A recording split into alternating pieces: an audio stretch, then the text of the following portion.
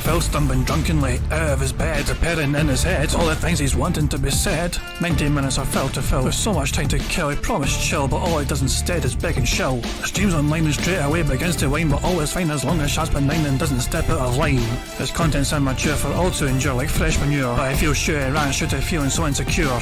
The money earned on yesterday was withdrawn and long gone, as Phil spending impulse is always had to stay on. If supports are also slow and stays so low and fails to grow, you never know, the show may turn into an easy bingo.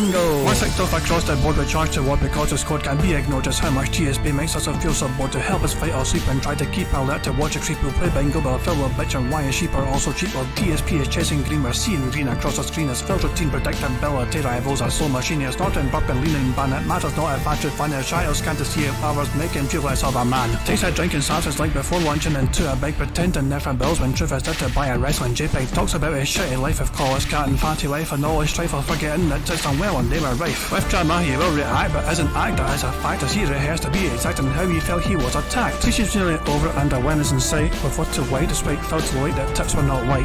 We'll say alright it is okay and now it's time for Phil to play, but first he'll say that tips will help from being off the other day. And with those words we win again. It's never if but always when the game is won. Thanks to that we made it to the very end.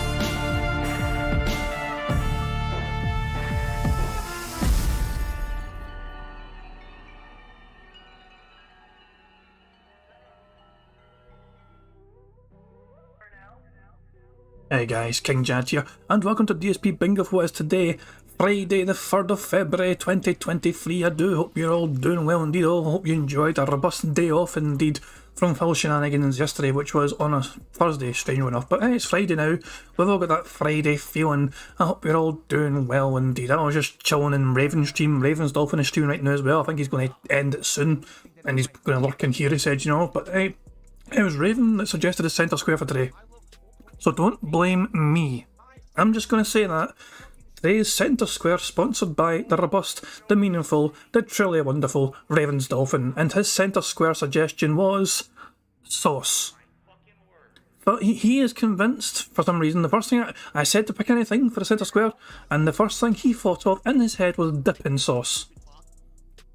So I just narrowed it to sauce. So we'll have to wait and see if Phil actually will mention sauce in some capacity when he's talking about what he ate on his day off. So yeah, I hope you're all doing well indeed, and yeah, let's just spin this wheel and get the game set up. Phil was a bit late to show to start, but he is live now, as you can see. He's doing a million things this morning, he says. I'll be back in a few, using the restroom, and then find the finale setup before we start. The finale setup, fuck me man, that's fucking fancy, the finale setup. But yes, Phil was indeed late again. In fact, the stream wasn't set up again. The last several streams, Phil has, I'm not going to say he's forgot to set up a live stream. I think he just forgets to, or chooses not to. Even that's what I'm saying. He doesn't forget to. He is actively choosing not to set up a live stream beforehand, and only tries to make the fucking thing live right before he's due to start. It's happened so many fucking times now, and Phil, it's strange that Phil would forget multiple fucking days in a row. The alternative is Phil, who's been doing this fucking time after time, day after day, month after month, year after year for the last several fucking years. It's strange that he would just like forget this all of a sudden in the blue. He is actively choosing not to set up a live stream now. That's my opinion anyway. For whatever reason. I don't know why he's doing it, but he is refusing to set up a live stream beforehand. And means that people have nowhere to fucking chill and wait, well, waiting for Phil to get online, essentially. So, yeah, anyway. Let's spin this wheel.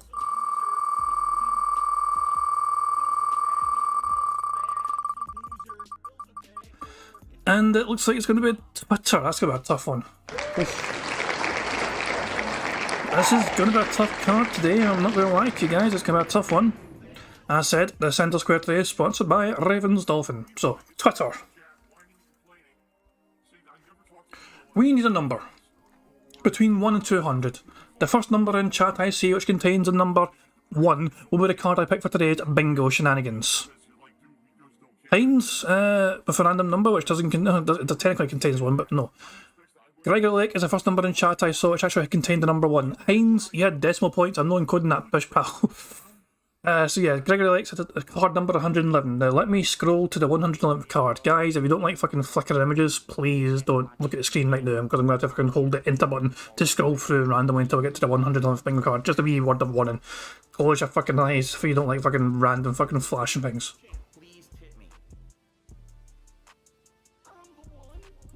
Enjoy those seizures, ladies and gentlemen. Now you fucking go.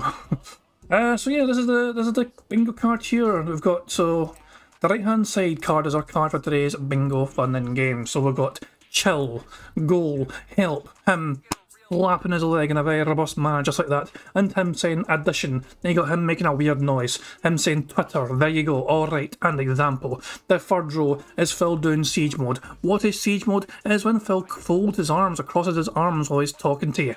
Then you got him either touching his ear, like scratching it, or even poking his finger inside the ear. Then you got him saying sauce. Now, Centre Square, as I said, sponsored by Ravens Dolphin. When I say sponsored, I mean he promoted my bingo. He multiple times on his wee show, he's like, make sure you check out bingo, guys. So I thought, okay, that's very nice of Ravens Dolphin to shout out my show and try and encourage people to come along to the show. So I'm going to ask Ravens Dolphin to pick the Centre Square as a thank you. And yeah, so if this is the only thing that denies us a victory today, you know who to blame. I'm just saying. Ravens, I love Ravens Dolphin, but at the same time, if that's the only thing that denies us a fucking victory, it ain't my fault. I'm denying responsibility, fuck it. So yeah. I cannot, by the way, Yield says Siege Mode is my favourite name for a philism. I can't take credit for it. Piece of Peace originally coined the term as far as one wears, so he's the one that came up with that term. I borrowed it. Please don't tell him. Actually, I don't think he cares. Twain's asking why is it sauce. I think he's convinced that Phil's going to mention sauce in his Dale story where he's talking about food. Dipping sauce is what his mind jumped to immediately for whatever reason, so there you go. So what else is there? There's Creepy Whisper when Phil just randomly creepily, he kind of lowers his voice and does a creepy whisper randomly into the fucking microphone. And gifted memberships. So the fourth row is what it is, in fact, disgusting, fuck, and him messing about his phone. And the final row is him being toxic, him doing hand graphs. What are hand graphs, you might ask? It is Phil trying to describe something going up or down in a numerical value. So something either increasing in number or decreasing, But that's generally what hand graphs are. It's not just random hand gestures, It has to be something that kind of determines something either going up or down numerically. Like, the views went, ooh, all the way up. No, things like that shit. Him making that annoying T sound, for example, when he says Twitter or excited. Him flailing his arms. And finally, no exaggeration. I'm not going to lie to you guys. Despite the couple of complications of this bingo, like Twitter being the suggested thing to pick to determine a card and sauce being a centre square, that aside, I like it. So, I think there's a chance. Oh yeah, and obviously a lot of people are talking today about the YouTube Shorts ad revenue. And D-Dog shared some very interesting facts, which I screenshotted because it went and posted in the chat 2 hours ago or something like that. And I screenshotted it in case I couldn't see it anymore, which is the case, so I'm glad I did. So D-Dog said, IBX2Cat, who's a Minecraft YouTuber, got 2 million views on a YouTube short after February 1st. He gets paid $13.46 for that YouTube shorts. So per view on YouTube short, you're making $0.0000673. So, yeah, it's ridiculous. Yeah, it's fucking ridiculous. In fact, I even got this tweet here as well. It rounds it down to 0.01 randomly for fucking this one here. Yeah, for this screenshot here. But yeah, Phil, I have a feeling Phil's going to care a lot fucking less about YouTube Shorts when he realises it's not going to be as beneficial financially as he was hoping it would be. The thing is though, right now, Phil is putting minimal effort into YouTube Shorts. You got to keep that in mind. It's someone else actually fucking making the goddamn shorts on him. In fact, we're going to see what fucking Phil's short is very soon. He's got a brand new short which he uploaded before starting stream. So we're going to check that out and endure it. Right after I save this card, 2 seconds. I really want to try and get through the fucking... I've got dinner. I have a burger here waiting to finish and I ran out of time to eat it because I'm, bingo. So I want to finish my dinner. So I'm hoping that this all set up very quickly, guys, but at the same time I want to talk about a couple of things because I have things I want to fucking talk about. Soon's asking what's for dinner. It was a chicken quarter pounder in a bun. So yeah, very nice, robust meal indeed. So yeah, Phil has got new fucking YouTube shorts. Cool stuff.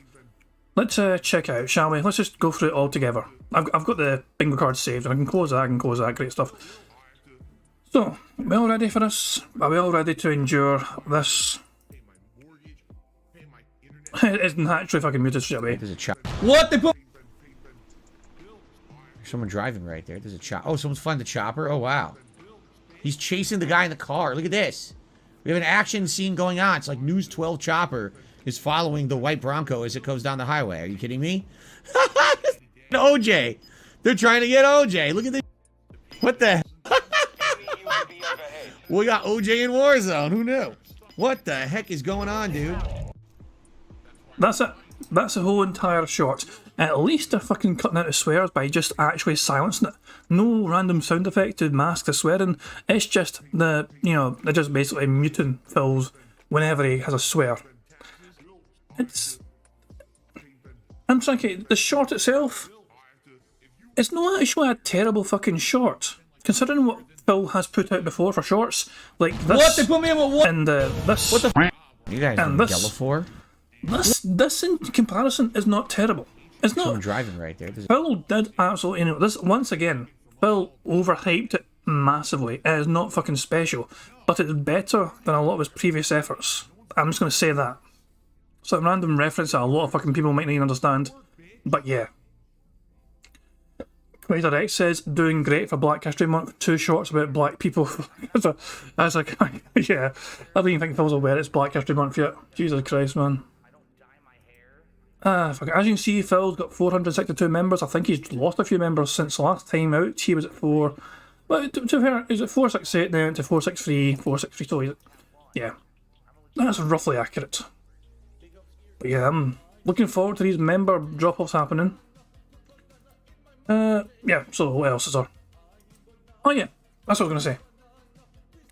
I have an opinion on what Phil should do.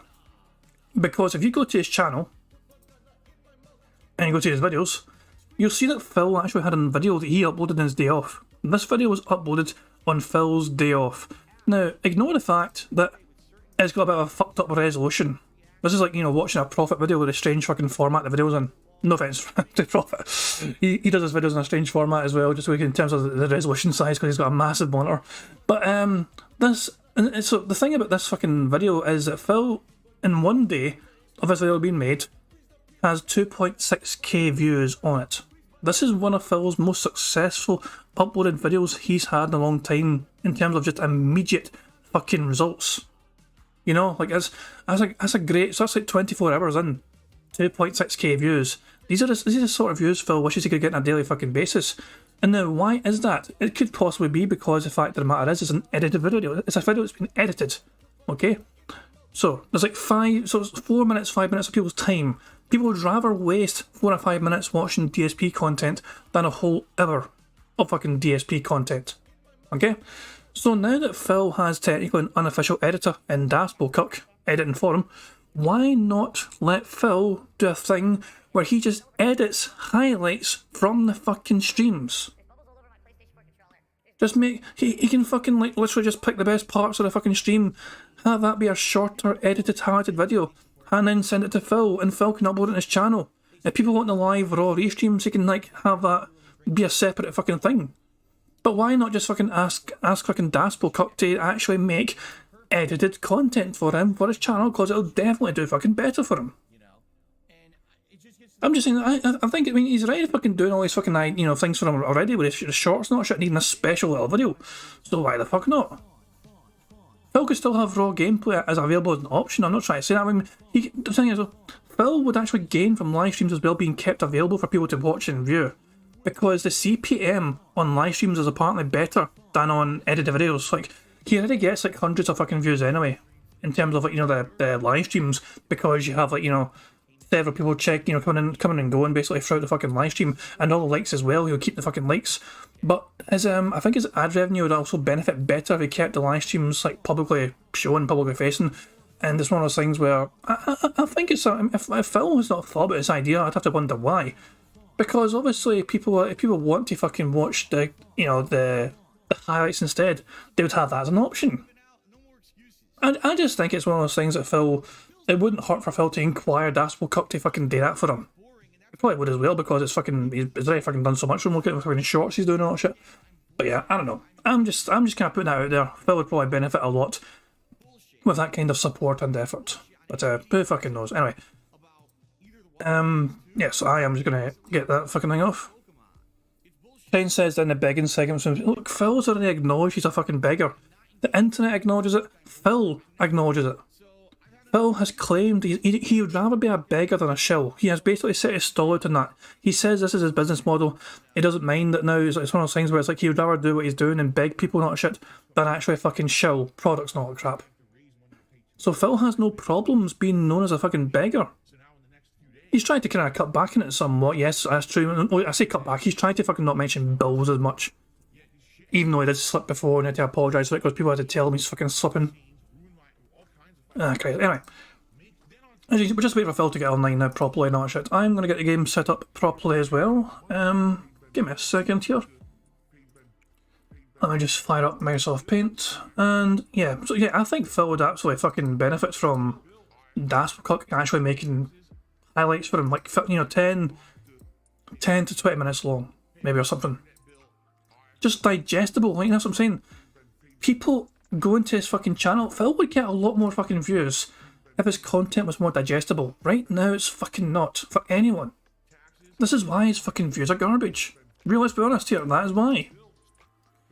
A channel Phil's size, it really should be getting far more views.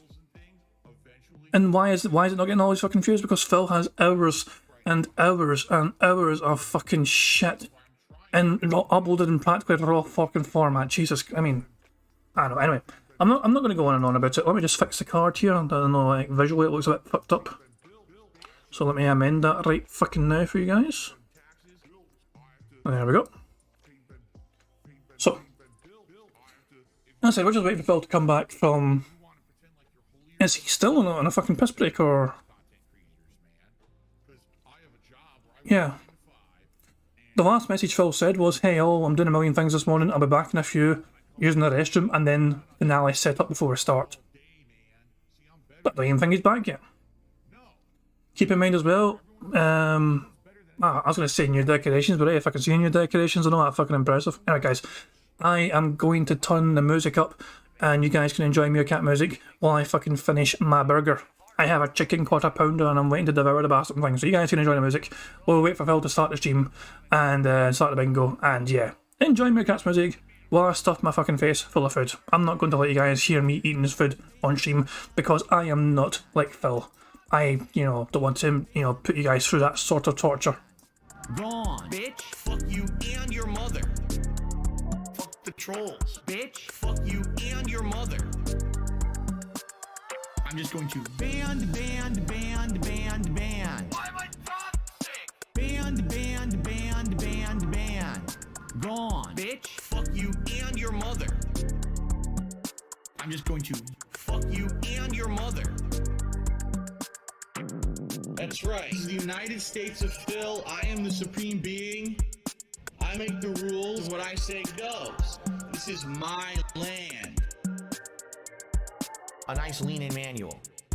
Now, just because I can, I'll issue a lean-in manual ban. Ban. Why am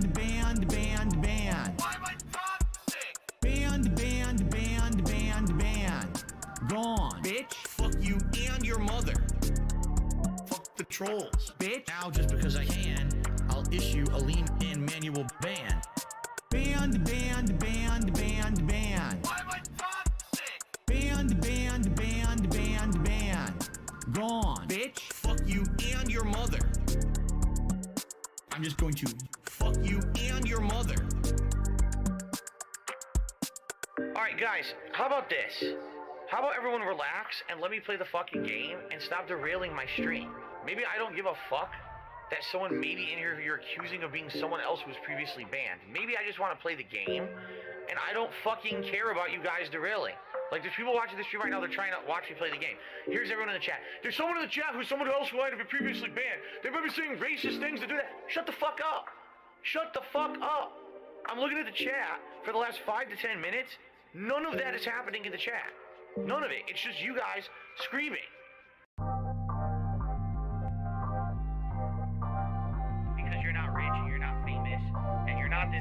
that. You had an opportunity to be, but you blew it all. And I said, well, oh well. I'm proud of that. I guess I'm proud to be a loser. This one's for all my baby girls. I'll be the guy on level 1. I streamed myself masturbating. I'll be the guy. Fuck life. I'll be the for the thousands of children. I'll be the guy on level 1. You're still on mission 1. I'll be the guy on level 1. Level 1. Married happily, paycheck to paycheck happily, meaningful relationship, meaningful life with a family. And now, by the way, I have to raise money to pay 2 big bills next week. All my utilities are due next week. Tomorrow, if I stop streaming, I would not be able to get a job. Sadly, Phil's going live, so we're going to have to lower the volume. The show is about to fucking begin, and as you can see, Phil's dumbass intro is playing right fucking now. So guys, a little reminder, 25 snorts are 25, well, I'll say 25. If Phil snorts 25 times, that's a free space. If Phil burps 10 times, that is also a free space. If Phil gets 100 likes and blows bubbles before starting recording for gameplay, that is also a free space. 100 likes here is also a free space. So, guys, we might need it today, the free spaces, just saying. Hit that like button and all that shit. But yeah, guys, for good luck. 25 out of 25 full house means one of you guys can win a prize. So there we fucking go. Good luck, guys. Here we fucking go. Good morning, everyone, and welcome to the Level 1 podcast, where we're busy having fun here. Down on Level 1. How you doing? Welcome to a new streaming week. Of course, I'm DSP, and I welcome you here to the show. Today is Friday, the 3rd of February, 2023.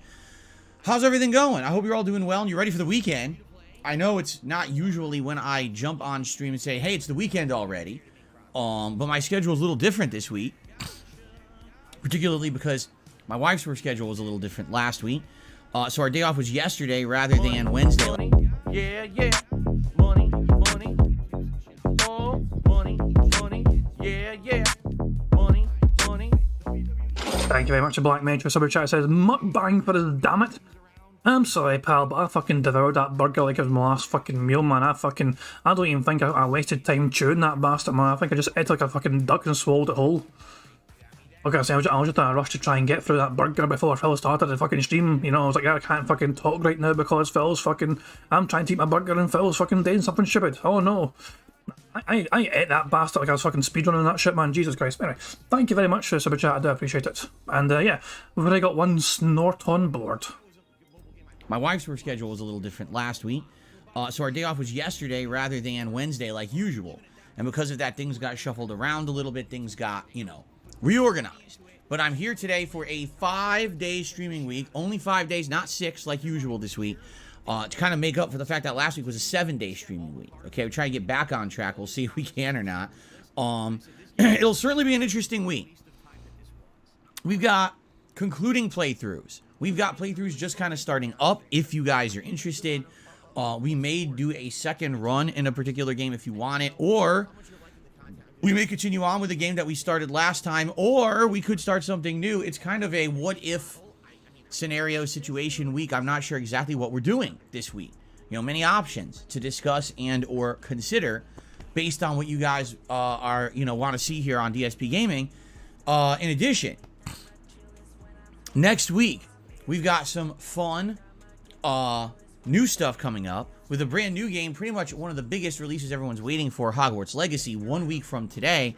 And then, of course, my Super Bowl marathon event 1 week from tomorrow. So here's the deal. We got so much to do that I feel like I have to jump right into everything that we're talking about today. Usually I'd be like talking with you guys and asking how you're doing, but I basically have to like turbo into the meat of the podcast, because what's been happening these last few days is every day I say to you guys, hey, we're going to do the Super Bowl stuff for the Super Bowl event I'm doing. And then I never do it because we're too busy talking about a million other things. Let me head right into the meat of everything, okay? First, let's talk about this week and what's coming up, because we need to talk about what games I'm playing, what games you want to see me play, and, hopefully within a day and a half here, make a determination. Here's the situation we're in. Today, on this very stream that we're on right now, after the podcast, I'm finishing Dead Space Remake. We're in chapter 10 of 13, but I particularly remember that the last couple of chapters are much quicker. And we do have a little bit of side content left. I believe there's 2 to 3 master security clearance doors to open that are new. They weren't in the original game. So we are going to do just a little bit of backtracking on today's stream when we start with the game. But once we do that, we're jumping right into the finale stages of the game. And like I said, I don't think it's going to take that long. I think we'll beat it today. I'm pretty sure by the end of today's 3+ hour gameplay segment, we're going to wrap up Dead Space Remake. And of course, I'm very excited to see how it ends, to give you my overall thoughts once it is over. And maybe even make some comparisons to Callisto Protocol. Really depends on time, how much time we have once I beat it, okay? So let's see how that goes today. That's today's main gameplay stream. Tonight on the late stream, 6:45 p.m. Pacific time, we're doing a second session of Hi-Fi Rush. This is the game that was released last week on Game Pass with absolutely no marketing. No one even knew the game existed, from the makers of, if you can believe it, The Evil Within and Ghostwire Tokyo. It's Tango Gameworks. But this game is no horror game. It's completely different. It's action, it's platforming, it's kind of like combo style action combat like Devil May Cry, but it's rhythm based, and it's got a quirky atmosphere, an interesting art design, and really good music. Now, I played it for 2 hours the other night, not knowing what was going to happen. People showed up. That was not a fucking good night for him, by the way, in case, before Phil even tried to fucking retcon or anything. Phil made $17 playing this brand new fucking game. But it's a Game Pass game, remember, so Phil did not waste any money in investing in the game. That's right, so Phil plays the game for free technically through the Game Pass, although that's not free technically, you know what I'm saying. You have to pay for Game Pass, but you didn't have to pay anything for the game in particular. So yeah. But I can't wait for Phil to try and sneak in whether the game's going to be worth fucking playing or not for him because of how poorly it done in tips. Now, I played it for 2 hours the other night, not knowing what was going to happen. People showed up to see what it was. It was more of a gee, I wonder what this game is attitude. Okay, engagement was good. By the end of the stream, people were completely split. Half the people who were there were like, nah, you know, we get it. It kind of looks like a throwback to Dreamcast or early, PS2 era style game, although definitely it's more modern with its polish. It's got voice acting. It's interesting in that regard, but it doesn't seem like anything too complex or to write home about. Glad you checked it out, but not too interested. The other half of the people were like, wow, this game is absolutely Money, yeah, yeah. Money, money. Oh, money, money, yeah, yeah. Money, money. Thank you very much to Black Mage for Super Chat. It says it's not shocking considering Shinji Mikami created Okami and Beautiful Joe when he worked with Kamiya at Clover. I'm pretty glad I didn't butcher those names too badly. You know what I'm fucking like with fucking trying to pronounce people, you know what I'm like with fucking English in general these fucking days, but yeah. Thank you very much. Yeah, so Phil pretends it's a huge fucking shock, but as Black Mage indicates, it's not actually that much of a fucking surprise if you actually know who's involved in the fucking game. Thank you very much for that, Black Mage. but not too interested. The other half of the people were like, wow, this game is absolutely amazing. It's so cool. It's stylistic. It's fun. Play it again. Keep playing it.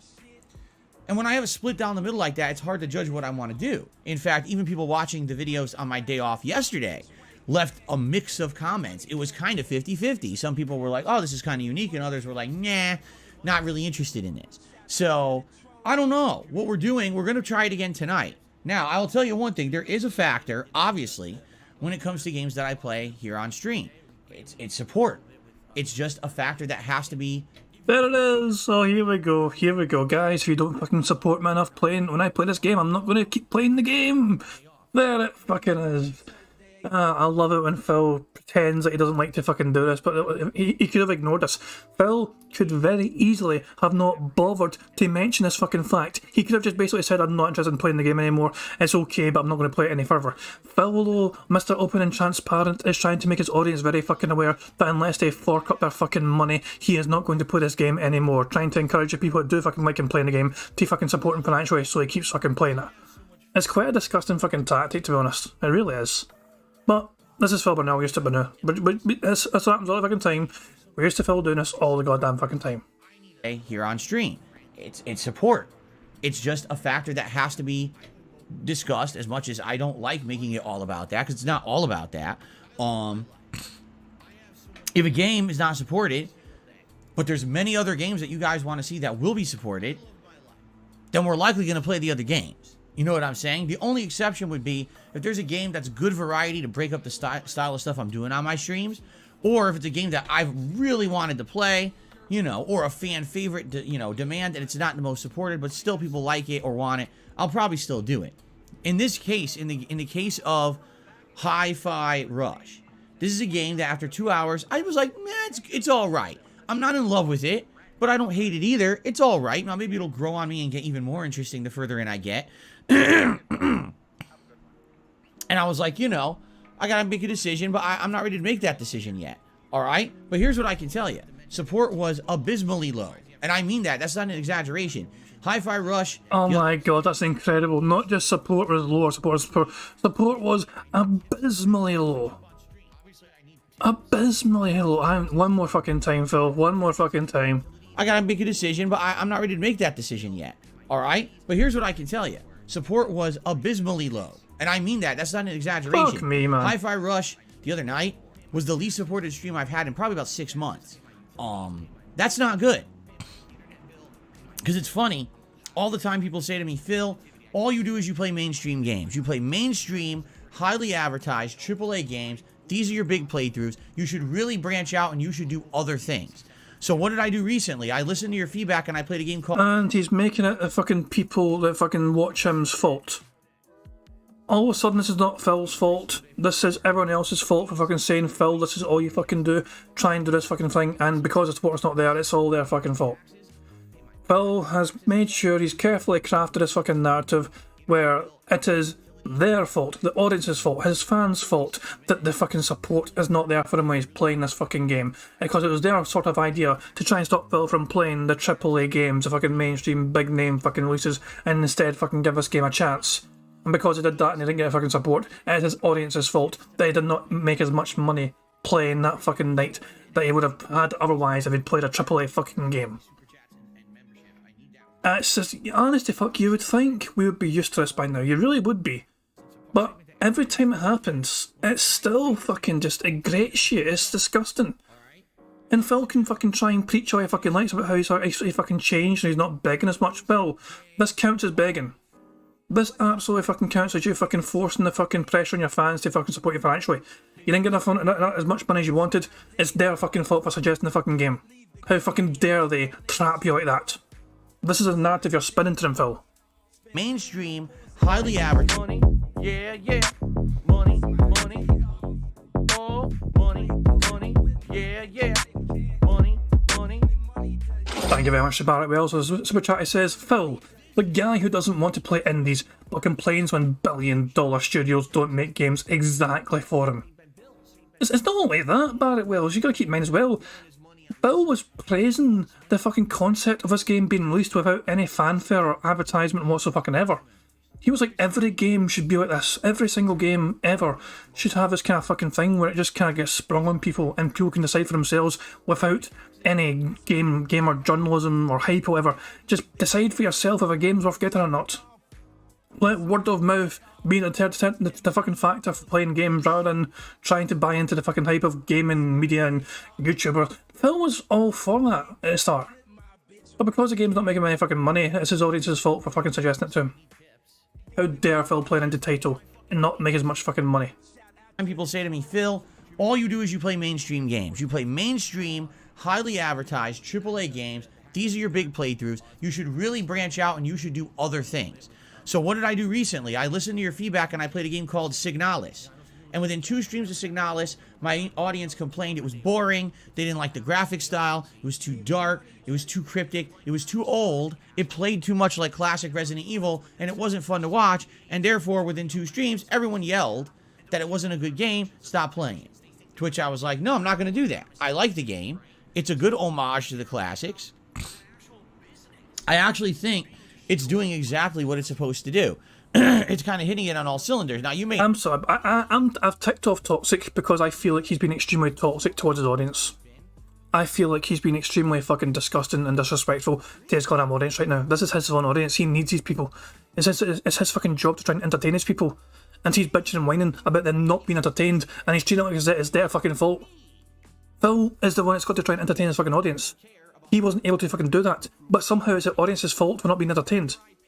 Fuck off, Phil. Nah, that's definitely toxic to me. May not enjoy it all the way. And by the way, it had definitely had some flaws. And I outright called these out during the playthrough of Signalis, that there was way too much backtracking. Some of the puzzles were just way too cryptic, to the point that if people weren't actually actively helping me a little bit to figure them out, I never would have figured it out. And then, near the end of the game, they take away your map, a critical game component that makes the game essentially playable and fun. They remove from the game. What are they thinking, right? So it has flaws, it's not perfect, but I definitely loved that playthrough. I thought it was a good one to do to break things up. Now here we are in another case, Hi-Fi Rush. It's a game that had no marketing, a game that no one even knew existed. It's made by a semi-big studio, but at the same time, Tango Gameworks hasn't been doing so well. I mean, Ghostwire Tokyo was kind of a flop. And it dropped out of nowhere, a shadow drop, right? Check it out, Phil. Check it out, Phil. Okay, I check it out. But by the end of the first stream, it's a 50-50 split between my audience, and people aren't supporting the stream. So, you know, it's funny because people say to me, Phil, you never really play this style of game. I have. In the last month now, I've played 2. In the first month of the year, I've played 2 of this style of game, and it's not working. You understand? Like, this is why I don't. This is literally why I don't take chances on that. Oh, you try to promote yourself as a guy, the one YouTuber that doesn't chase a fucking bag. All these other YouTubers are in it for fucking money. I fucking do this because I love playing the fucking games. Phil has been fucking trying to hypnotise his goddamn audience and try to fucking fool them into thinking Phil is not in this for a fucking bag. And here he is, flat out saying, I don't care how fucking good these fucking games are, if they're not getting fucking enough money from me supporting. If you guys are fucking trying to tell me to play these amazing indie games that I like, but you're not going to fucking support them, then that means I'm not going to get fucking played. You guys don't get what you fucking want. I don't get to fucking play as amazing indie games because you suckers are not going to fucking give him enough fucking money for it. I love moments like this. I really do love moments like this when Phil, the mask is completely fucking off. Eversley says he does not like indie games, he hates them. I think he likes some of them, however. It depends on how the game's made. You know what I mean? I like Signalis, I think he didn't like. I think Signalis was definitely too fucking hard for him. I don't think he liked that at all. But, I think he's capable of liking some indie games. It just depends on exactly, you know, how it's fucking made essentially. But yeah, he has completely thrown his audience under the fucking bus here for fucking making him demanding he fucking plays his indie fucking games. And now Phil's telling him, look, you're not fucking supporting it financially for me, so I'm not going to fucking play it anymore. That's his audience's fault, apparently. That style of game, because half the time, it just doesn't work out. And I don't know what else to say about that. It's just, it's facts. Because a lot of people want to say, oh, you're slandering more indie games or not big AAA. You're just, you know, I don't know what you think I possibly have to benefit by slandering smaller releases, okay? I don't understand it. But it's just that people constantly say they want the variety. I give you the variety, and then it's not what you want, obviously, right? So here's the thing with Hi-Fi Rush. I liked it, but I didn't love it when I played it the other night. We're going to give it a second stream tonight on the late stream, 6:45 p.m. Pacific time. If people show up, engage, and support the stream, then I will probably do a full playthrough of it, okay? And I don't know how long it is, but I'm sure it's not that long, considering it's a discount purchase. It's not a $70 game. What is it, like $40 or something like that? $30? So I'm sure it's not a super long game, and if we played it as a main stream over the weekend, then likely we would end up beating it within a week, in which case that's great. But I'm not going to adopt this as a full playthrough if people simply don't want it or don't support it, okay? So, you know, it is what it is. Let's see what happens tonight. It's a kind of a wait-and-see attitude. If the game is fun, if you guys like it, if I like it, and if it's going to get support, then I'll keep playing it. But if it's a second dud of a night like that, then that's going to be it, and we're going to do something different. And we'll talk about that in a second, okay? All right. Tomorrow, Saturday, we're going to swing back to chill RPGs. We have... Well, it says someone needs to keep track of how many people show up versus support. I actually did that one time. I think he was playing Final Fantasy at the time. I compared his narrative over 2 different streams. The same number of people in both streams. One stream had like hundreds of dollars, and the other one had like 20. And Phil was trying to say, oh, support's been fucking so, you know, you guys are not engaging enough tonight. You know, there's not a lot of people here. Yeah, yeah. Money, money. Oh, money, money. Yeah, yeah. Money, money. Thank you very much to Black Man for a super chat. It says, Phil's love requires at least $100. That's quite... It's surprisingly accurate, to be honest. Fuck's sake, man. Yeah, you're not fucking far wrong. But yeah, it's actually quite fun sometimes to actually check this kind of thing. You have to actually compare like Phil playing the exact same fucking game but 2 different fucking streams of it, where one stream's done quite well financially and one stream's not. And usually the fucking metrics are the same. There's roughly the same amount of likes. The chat's quite fucking, as Phil's chat's fucking dead most of the fucking time anyway. But it's not completely fucking dead. There's still people talking about and fucking chatting normally. They're not fucking distracted or whatever by fucking real life or whatever. So the chat's doing its normal fucking thing. The numbers are there. There's like hundreds of people watching Phil's stream, but yet one of them would be doing well for tips and the other one won't be. And then Phil fucking changes the language altogether. People were bored, people were disengaged, people weren't fucking coming out to support it, people said they're bored of this and that shit, and no, Phil. That wasn't happening. The only difference between the 2 fucking streams, at that one time I checked anyway, was that one stream had over $150 in support and the other stream had like fucking 30. And there was the same time roughly between streams. I used the raw DSP archive for this. I used their fucking wee clock built in. It's like fucking, it's like time stamped basically. You know what I mean? On the fucking stream, you can actually see the time, Phil's local time playing this game. So you can run it at the same fucking time. And Phil was like, oh, the people were fucking fed, and they fucking weren't. You weren't just fucking tipped enough, and so you fucking said all these other factors were contributing to fucking low support, when it's just the one basic principle was you didn't have fucking whales whaling one night, and you had them whaling the other night. That was it. It blows my fucking mind. I know. It's just so. Phil said he wants fucking 3 things. He wants people to fucking turn up, engage, and support. Phil needs to meet all 3 of those criteria. He's already said 2 of the criteria were met of the first stream. He had people showing up. He had people engaging. But support was abysmal. His words. Phil said it was abysmal. So if he doesn't get all 3 of those fucking things, Phil could have 1,000 people turn up tonight. And they could have the chat popping off and people are just talking so much and then talking to Phil and asking so many questions. If he still gets like fucking $20 or something for a stream, then Phil's going to just fucking bail from it. Because he needs all 3 things to get ticked. And let's be honest here, if like 2 people turn up to the fucking stream but he gets $200, he's going to keep playing it. Because let's be honest, that is the one key factor here for Phil Bonnell. If he has only fucking 1 man and his fucking dog turn up to the fucking night stream of this fucking brand new fucking game he's playing, and that 1 man and his dog just happened to give Phil $200 fucking dollars, you can bet your ass Phil's gonna be like, great, support was fantastic guys, you guys were amazing. Now had an RPG day in many days, because all week it was Dead Space and, action-based stuff. So tomorrow we go back to relaxing. If you like the relaxing chill streams, you're in luck tomorrow. It's going to be One Piece Odyssey on the first stream, and it's going to be more of the Elder Scrolls 4 Oblivion on the late stream, okay? Now, I'm fully aware that the One Piece playthrough is right now my... Oh my fucking god, I just read a comment from D-Dog. So with me cropping the streaming webcam, Wolverine's leg looks like a booby woman in fishnet stockings in the right corner.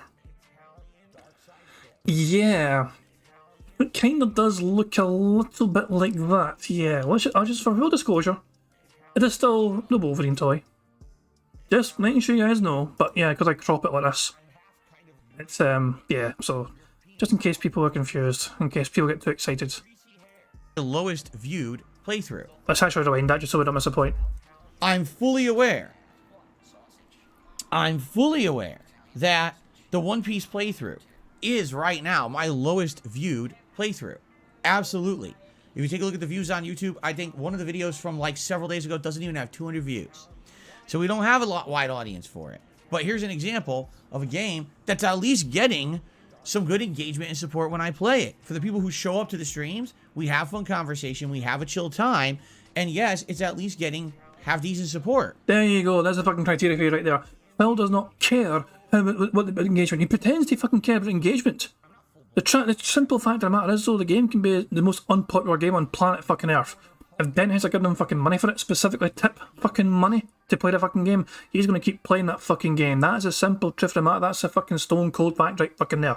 Don't tell me I fucking paused this right in between Phil fucking doing that strange lip thing he does where he fucking licks his lips or something. What? Have I seriously fucking paused it at a perfect fucking time? On the stream, so that... Or was it just fucking just a coincidental pause? Chill time, and yes, it's at least getting half decent support on the stream. That's so... No, I just know that is so weird. Is it in between him speaking there? Yeah, look at that shit. What the fuck? I mean, I've seen a lot of detractors talk about it, but I generally don't fucking look at, I don't generally pay that close attention to notice it myself, but that I couldn't ignore. The strange fucking tongue action, what the fuck's he doing? Lord Bob says it's him trying to control the stroke clip. In my opinion, it is possible. Jesus fucking Christ, I know. There you go. That's I'm gonna try, guys. I'm gonna try. By the way, I'm not gonna do bingo tomorrow. Bit busy tomorrow, going out. Not sure when I'm gonna be back. You know, got a couple of things to take care of. So there'll be no bingo tomorrow. Just a heads up. So this is me trying to prepare a Sunday thumbnail, essentially. Then let me just take a wee quick screenshot of this bastard, and we'll see how it looks. And great wee tune as well going in the background. Okay, so if we go here, give me a second guys, sorry, just trying to, hold on, got the website here to remove backgrounds, please work. That's actually not bad at all. Now, this was a double-edged sword. We knew that the restaurant we were going to was probably going to be good. That's not bad at all, actually. You guys here, shit, can you hang on, hold on, 2 seconds. 2 seconds. So you guys, wait for it. Oh, I guess say wait for it, it's the same thing, so there you go. Phil's weird ass lip fucking thing he does with his tongue. There's your next fucking thumbnail.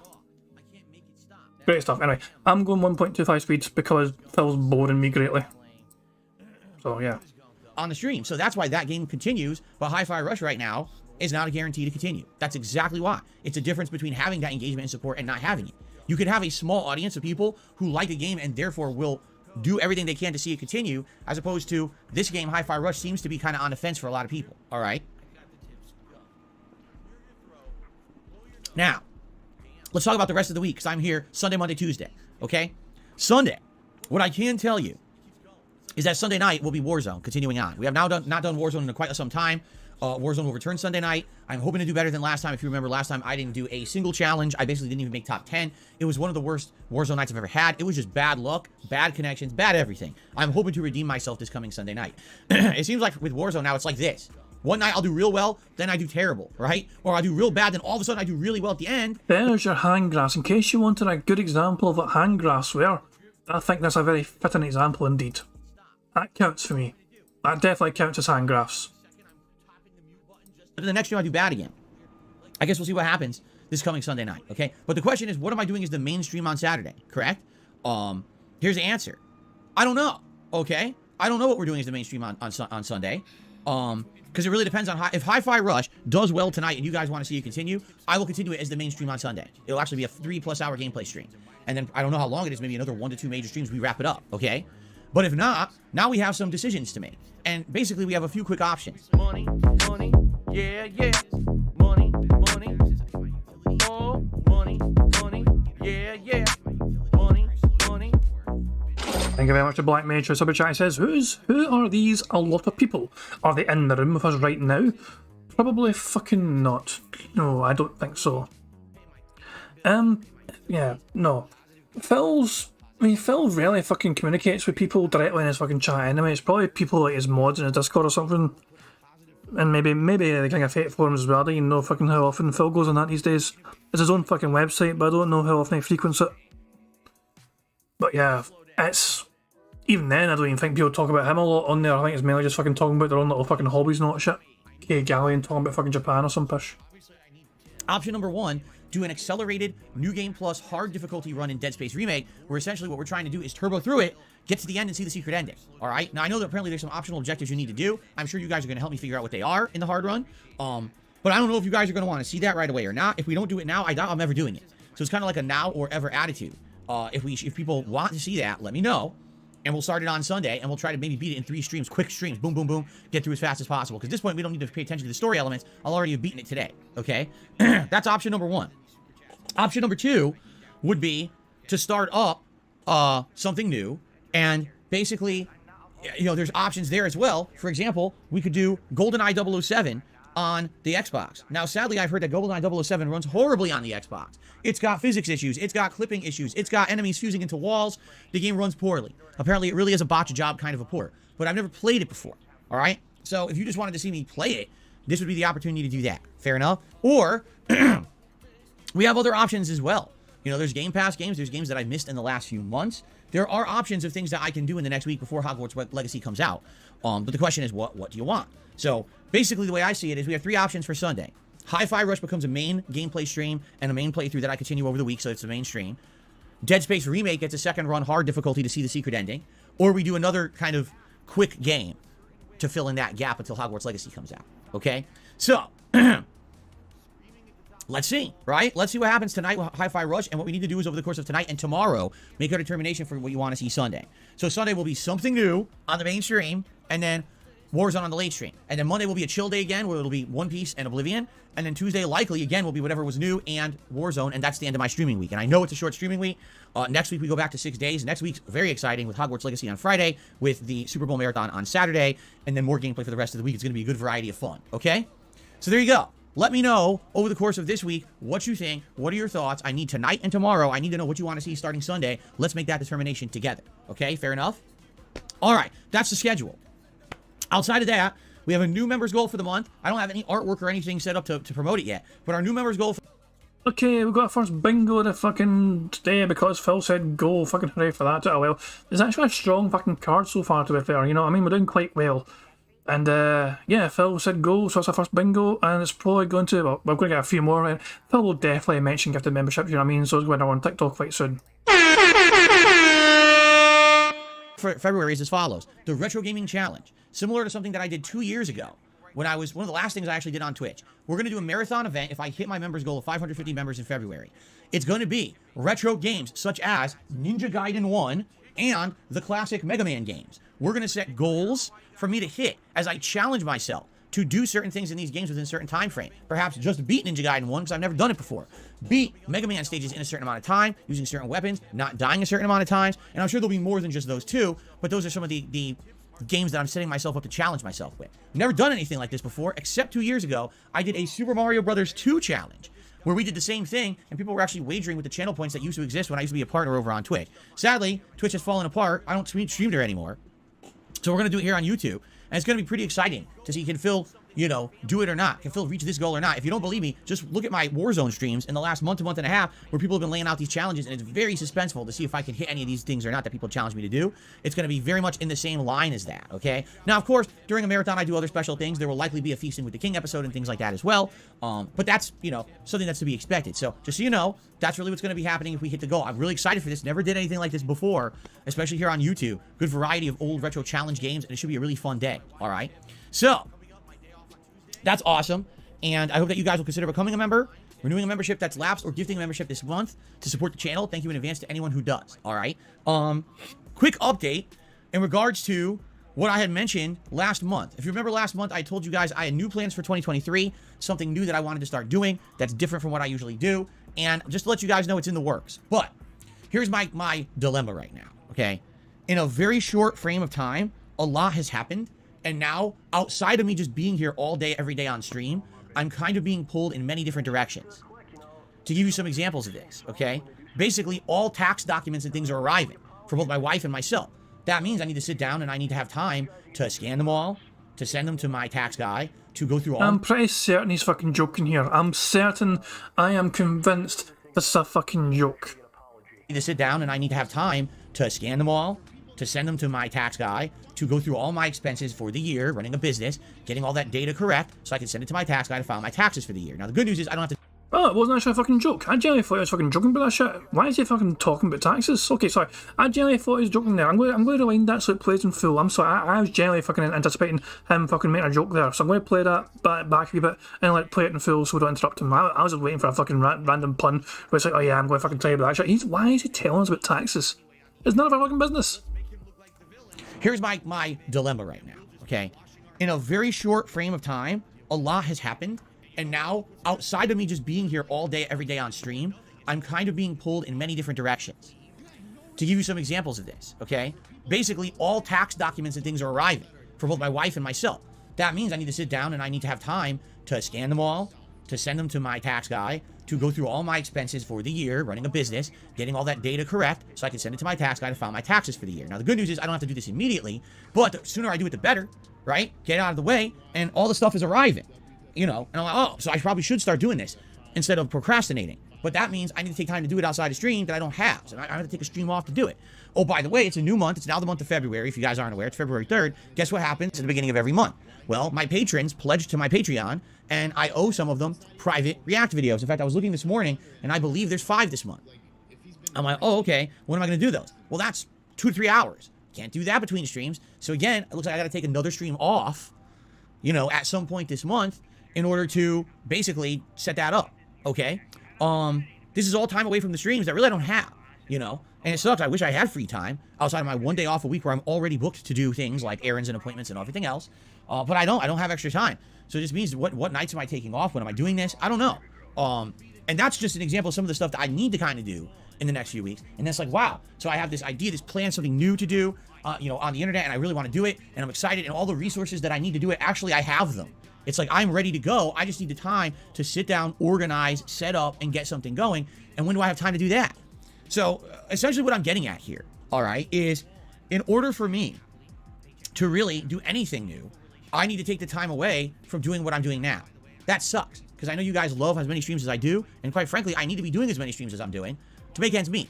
You know, I need to be having, you know, making the income I'm making just to pay my bills as it is. So now imagine I've taken 3 or 4 streams off this month in order to do all these different things. That's going to hurt. And it's a short month as well. February is the shortest month of the year. So it's like, so what do I do? I honestly don't know. I'm actually debating taking a whole day off at some point and maybe just trying to cram all that shit into one day. I don't know how successful I'll be, but maybe that's better than trying to willy-nilly here or there take a night. Like, I'll give you an example. This week I was thinking about taking a night off. I'm like, wait a minute. This is only a 5-day streaming week. Already it's a short week. I can't do that.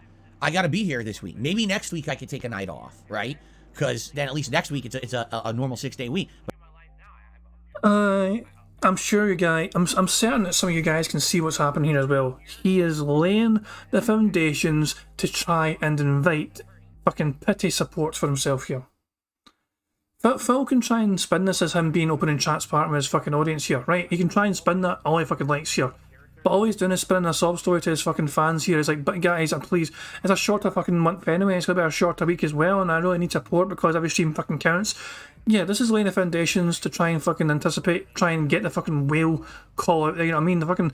The big whale tails in the fucking sky for all the dentists they fucking see, so they can roll up to the fucking stream and support you fucking heavily and whale out, so you don't fucking have to worry about taking time off streams. I'm telling you, one certain fucking day or 2 certain days in this fucking month, Phil is going to have a very, very successful fucking streaming day. Which will basically be fucking go, oh, this will help me when my day off. I can take time off now and this will cover that. I'm telling you fucking now, that'll be it. D-Dog says, as he needs the money, 14th of February is coming, hint hint. Is that the release of the new Street Fighter mobile game? By chance? I know there's a new Street Fighter mobile game coming out. Yeah. Oh, Valentine's Day. Oh, just fucking shoot. Which I fucking clued an arm. I've not forgotten about Valentine's Day, honestly, honey. I'm probably sure I've not fucking forgotten. Jesus Christ.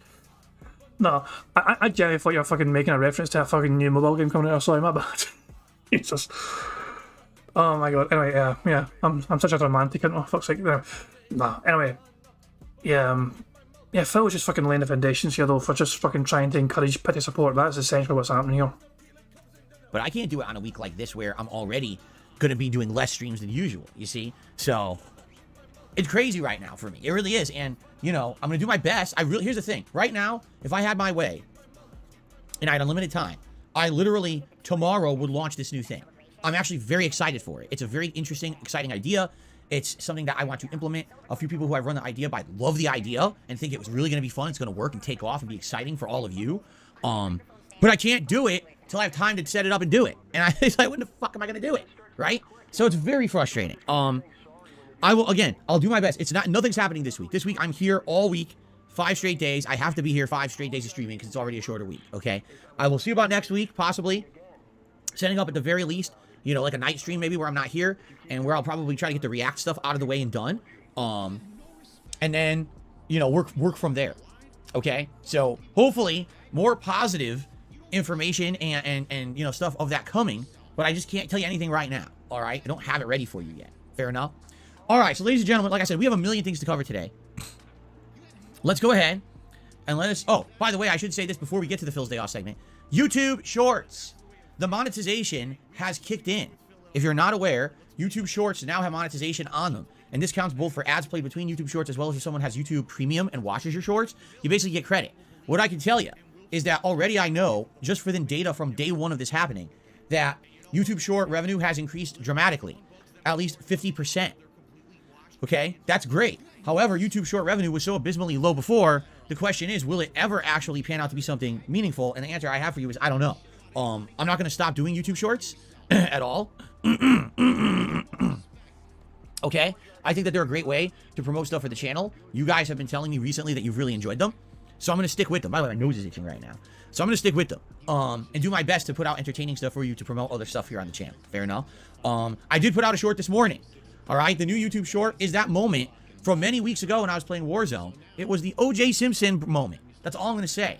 I would strongly recommend you check it out. People already who've watched it are really enjoying it and saying it's one of the better shorts that I've done. They're really seeming to like it. In fact, let's take a look at it. I uploaded it at 10. Well, it went live at 10 a.m. I actually scheduled it overnight. The short went live at 10 a.m.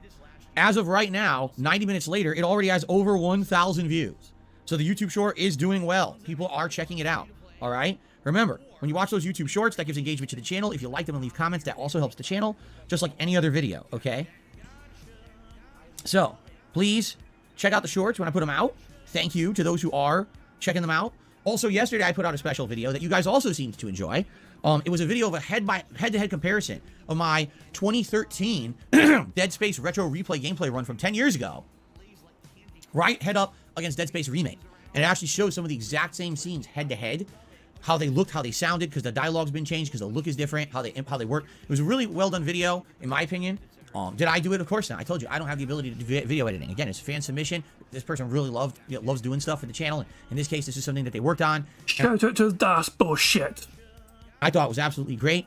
You know, released it. People like it. People like the video a lot. They're like, could you do more? Some people actually said, could you do more in the game? Could you do more side-by-side comparisons of moments in the game to compare the two? Because, you know, this is, I think IGN did a similar video the other day. They're like, yeah, but could you go further in?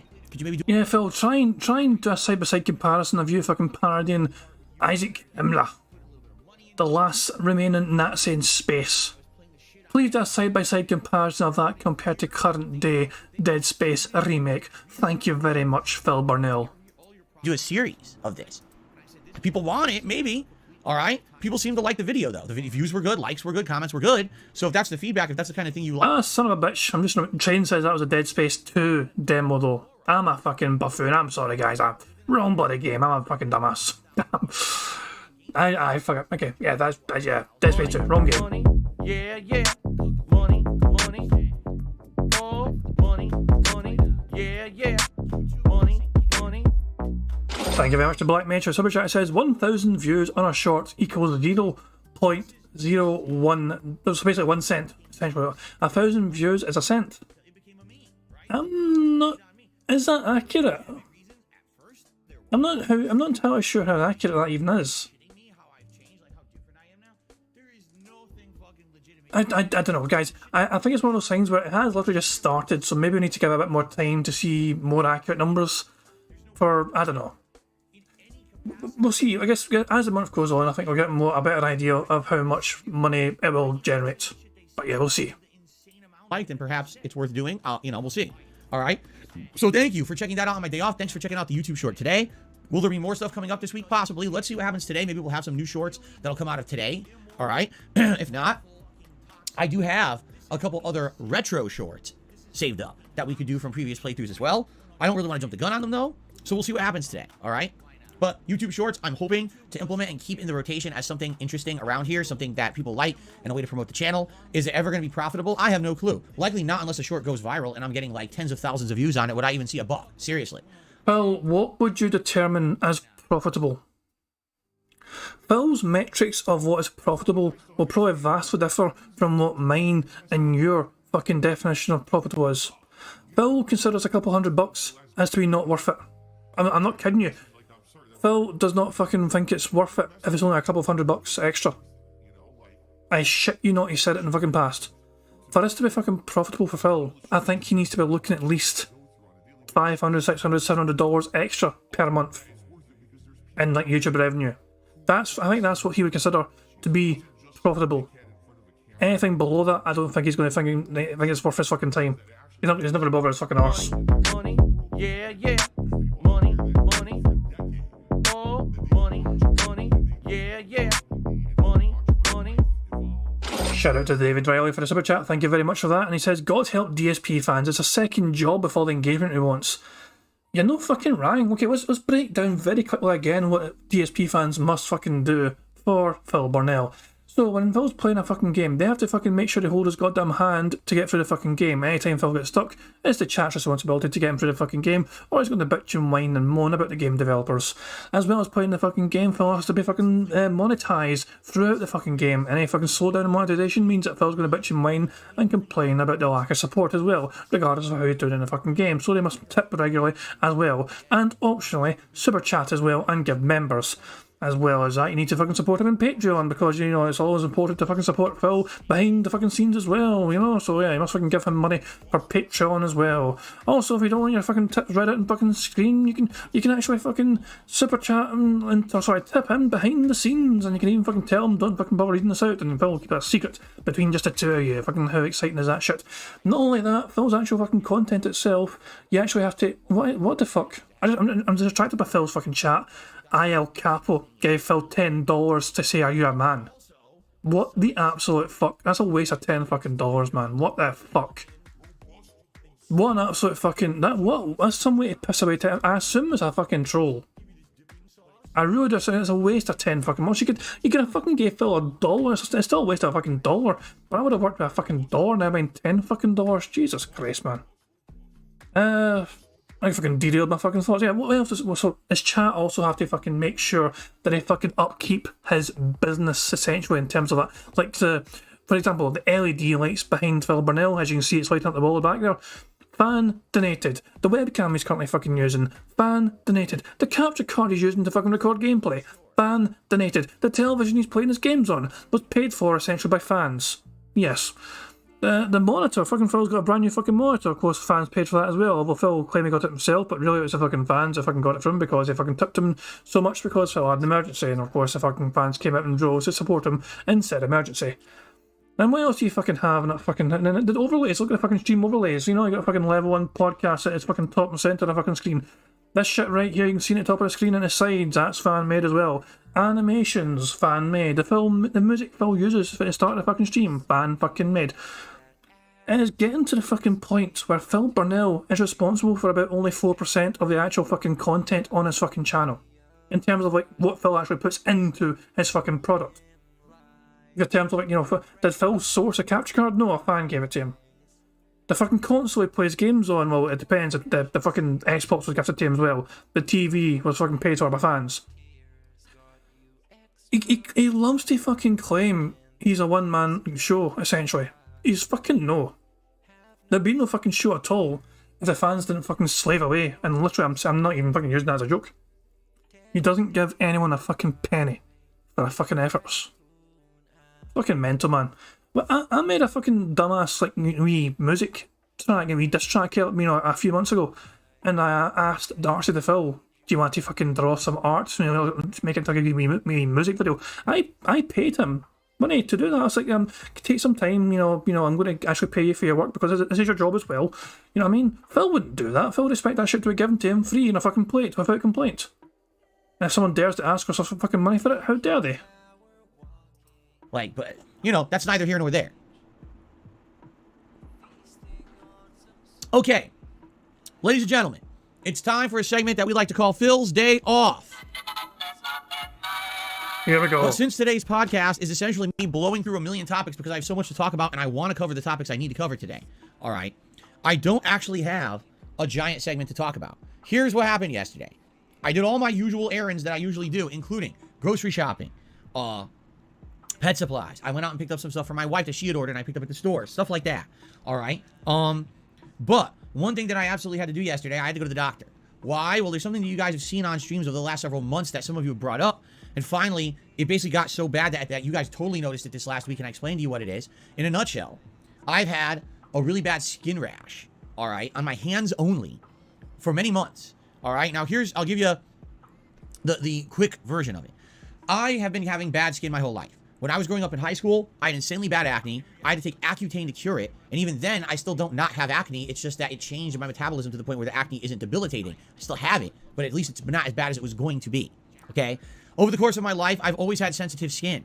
All right? I used to work at a fast food job where I washed dishes, and after doing this for a couple months, my entire arms completely broke out in an insanely bad rash to the point where I had to go to the dermatologist. And the dermatologist at that point told me, yeah, you have some of the most sensitive skin I've ever seen.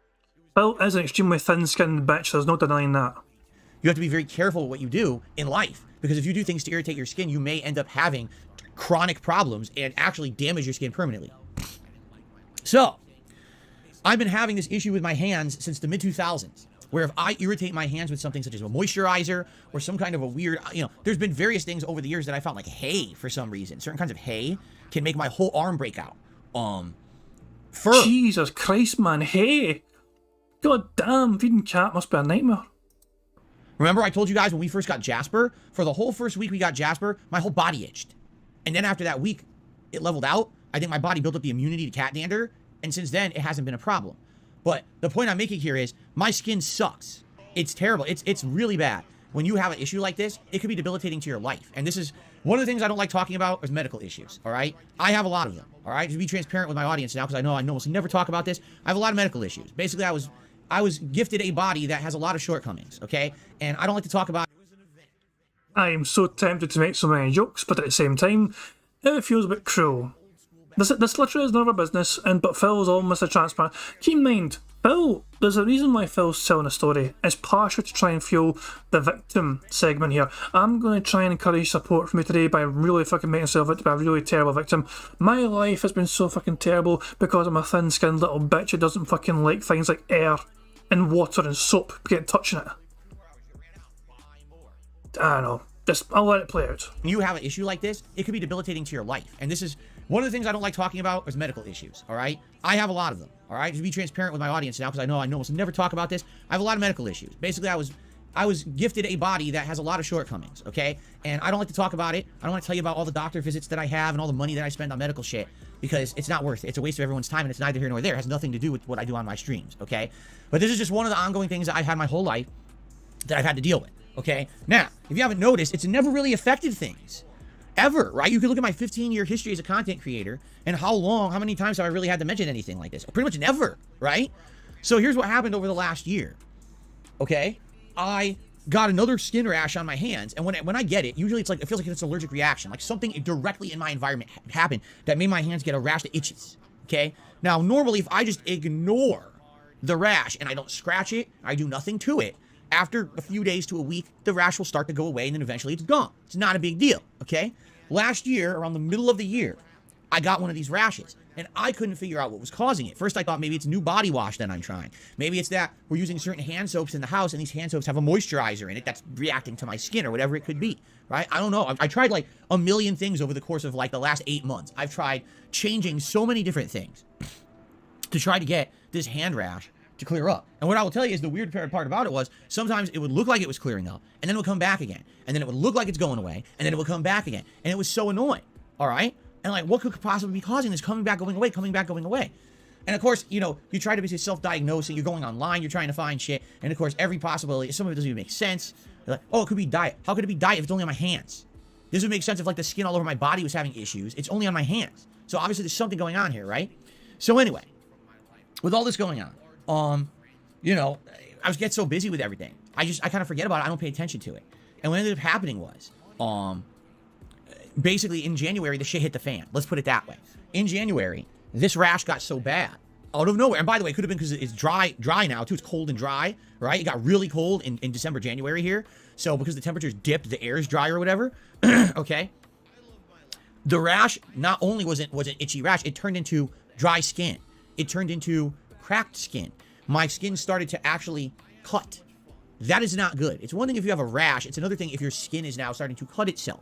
Because if it does, now you have pain, now you have bleeding, and now you have oozing. And that's disgusting. And thankfully, I never showed it to you guys. Hooray! No, I'm not celebrating Phil having a fucking skin condition. I am celebrating the fact that he said, disgusting. He usually reserves that for when he does a fucking really disgusting burp or whatever. But in this case, he's talking about his actual other kind of medical ailments and that shit. So that's a bingo. Because Phil said, disgusting.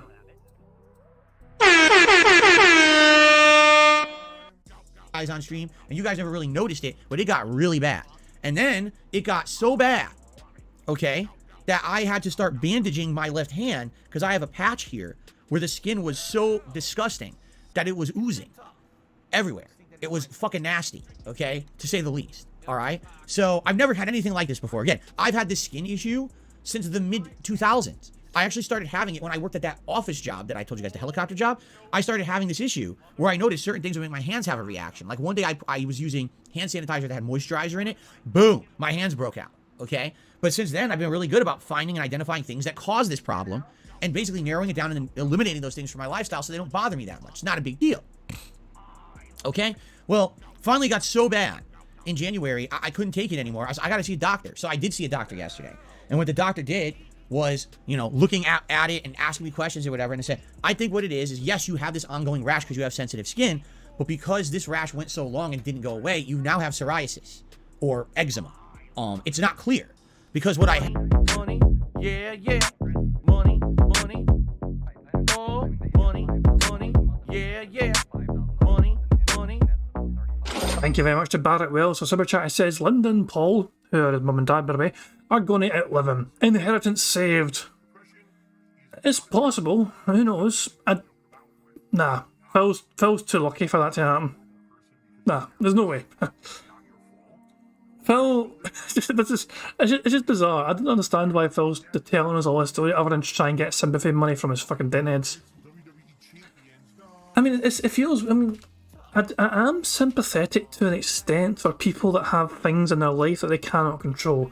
This sounds like an issue in Phil's life which he has very little control over. It's one thing for gout. Phil had a very poor fucking diet for a while there, especially when the fucking YouTube money was fucking rolling in and he got gout. He gave himself gout essentially because he fucking pigged out in fucking steaks and burgers and all that fucking time. Shit. Yeah, Phil was a fucking clean on and then drank all the fucking time as well. So yeah, Phil gave himself fucking gout. We make fun of him for that because he gave it to himself. Even though he blames his fucking aunt for fucking giving him gout. Nah, Phil was fucking responsible for that himself, in my opinion. That's just fucking my take on it. But things like, you know, this kind of skin condition shit, you know what I mean? It's like, I mean, it's funny kind of to an extent, but at the same time, you know what I mean? If you can't help it, if it's outside of your own fucking control and it's just a bad, you know, draw you've had in life in terms of, I don't know. Yeah, I don't know. you guys can have a lot of fun with it. I mean, I'll still fucking mock Phil Relentless, of course, you know what I mean? But at the same time, if you can't help it, you can't help it. I don't know. Although, that's all. If we might not know the full details, maybe Phil could help it, but he is just a fucking disgusting human being. Fucking, you know, does most of his fucking work in an office which is barely fucking cleaned. Plus, he's probably still. I'm pretty certain he's not just like he's not immune to cats anymore. I'm pretty sure he's still fucking allergic to cats. So that could be a fucking thing as well. Who knows? Review Toilet Paper USA says ultimately we're all human beings. We all get sick. Precisely. Yeah, exactly. I think what it is yes, you have this ongoing rash because you have sensitive skin. But because this rash went so long and didn't go away, you now have psoriasis or eczema. It's not clear because what I have is actually exhibiting several different symptoms altogether. Okay, it's so bad. So he's like, what happened is it's exacerbated. Normally in your life this would go away, but since it continued for so many months, it's exacerbated to a bad condition. Now the problem is when you have eczema or psoriasis, it could be for the rest of your life, and it could be that this is an ongoing issue I need to now have forever. That's not cool. I already have enough issues. Like I said, you guys don't know about my health issues and shit because I don't tell you about them. The one you know about is my post-nasal drip because that's the one that affects the streams. When I have this dripping, I have to snort to clear it up or clear my throat constantly. Yeah, that's really annoying, especially during the springtime when my allergies kick in and it really annoys me and you. I lose my voice and shit. But that's the only one that's really ever affected the streams. You also know that I have gout from years and years and years ago when I kind of admitted it publicly, not realizing that basically people would make fun of me for it, which is fucked up considering that, you know, it's something that I'm going to also have pain with for my entire life. I now have had to have lifestyle adjustments. But you did it yourself though. You did it to your fucking self, which is why I make fun of you for it. It's called the King's Disease for a fucking reason, Phil. You fucking pigged out on steaks and burgers and you fucking got drunk all the goddamn fucking time and you gave yourself fucking gout. Naturally, for things like that, we're going to fucking mock you for it, for fuck's sake.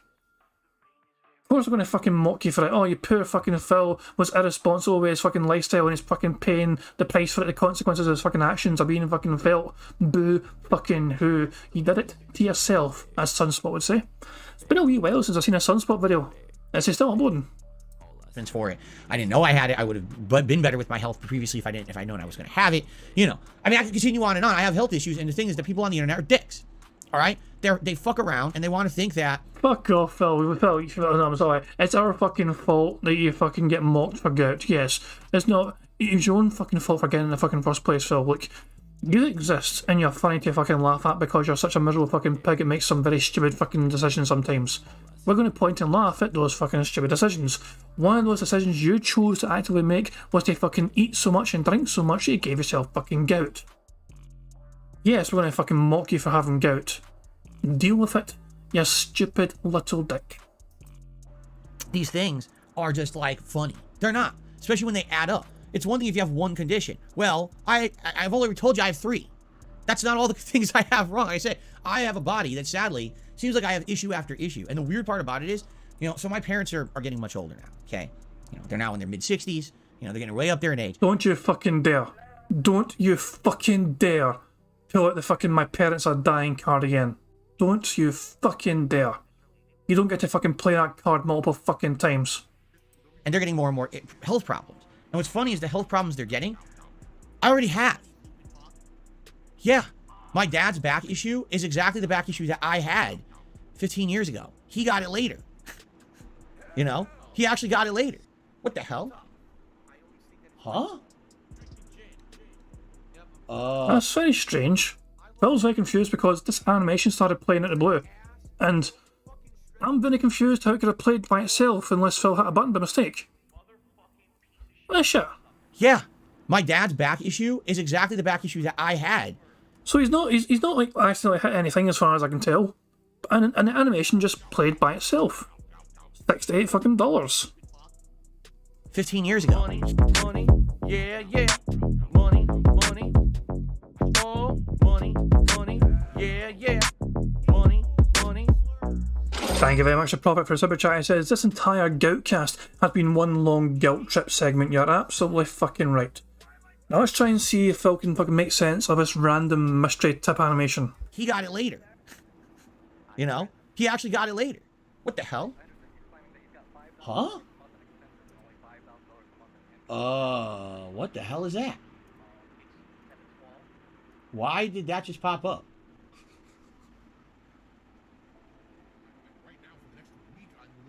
What did that even say? Hold on a second here. I have no idea why that just popped up on stream. Now I gotta test. Here we go. Yeah, so we have to keep in mind, Phil was looking at his monitor where all this, the exact layout you see on the, sorry, here, so this layout here is what Phil's trying to look at on his monitor, his second monitor, to try and read what it fucking said, and I don't think he fucking see it properly. I think Streamlabs just pushed an update. They did. Yeah, yeah. Money, money. Oh, money, money. Yeah, yeah. Money, money. Thank you very much to Warden for super chat. It says maybe his dad's back deherniated itself too. Could be, you know, it could be one of these things which is a genetic trait, you know what I mean? So I'm sure, I think we should ask Steve O'Dead, you know what I mean? He's the expert in these kind of things. So yeah. Jesus Christ. I was asking why he's using Streamlabs. He's always used Streamlabs for his, there's certain animations that Phil's always used Streamlabs for. I think even super chats. Even when Phil moved from Streamlabs to Stream Elements, I think he kept the Streamlabs setup essentially to have the super chats animations go for, I think, anyway. Yeah. But let's see if Phil trying to explain this shit. Now I gotta test.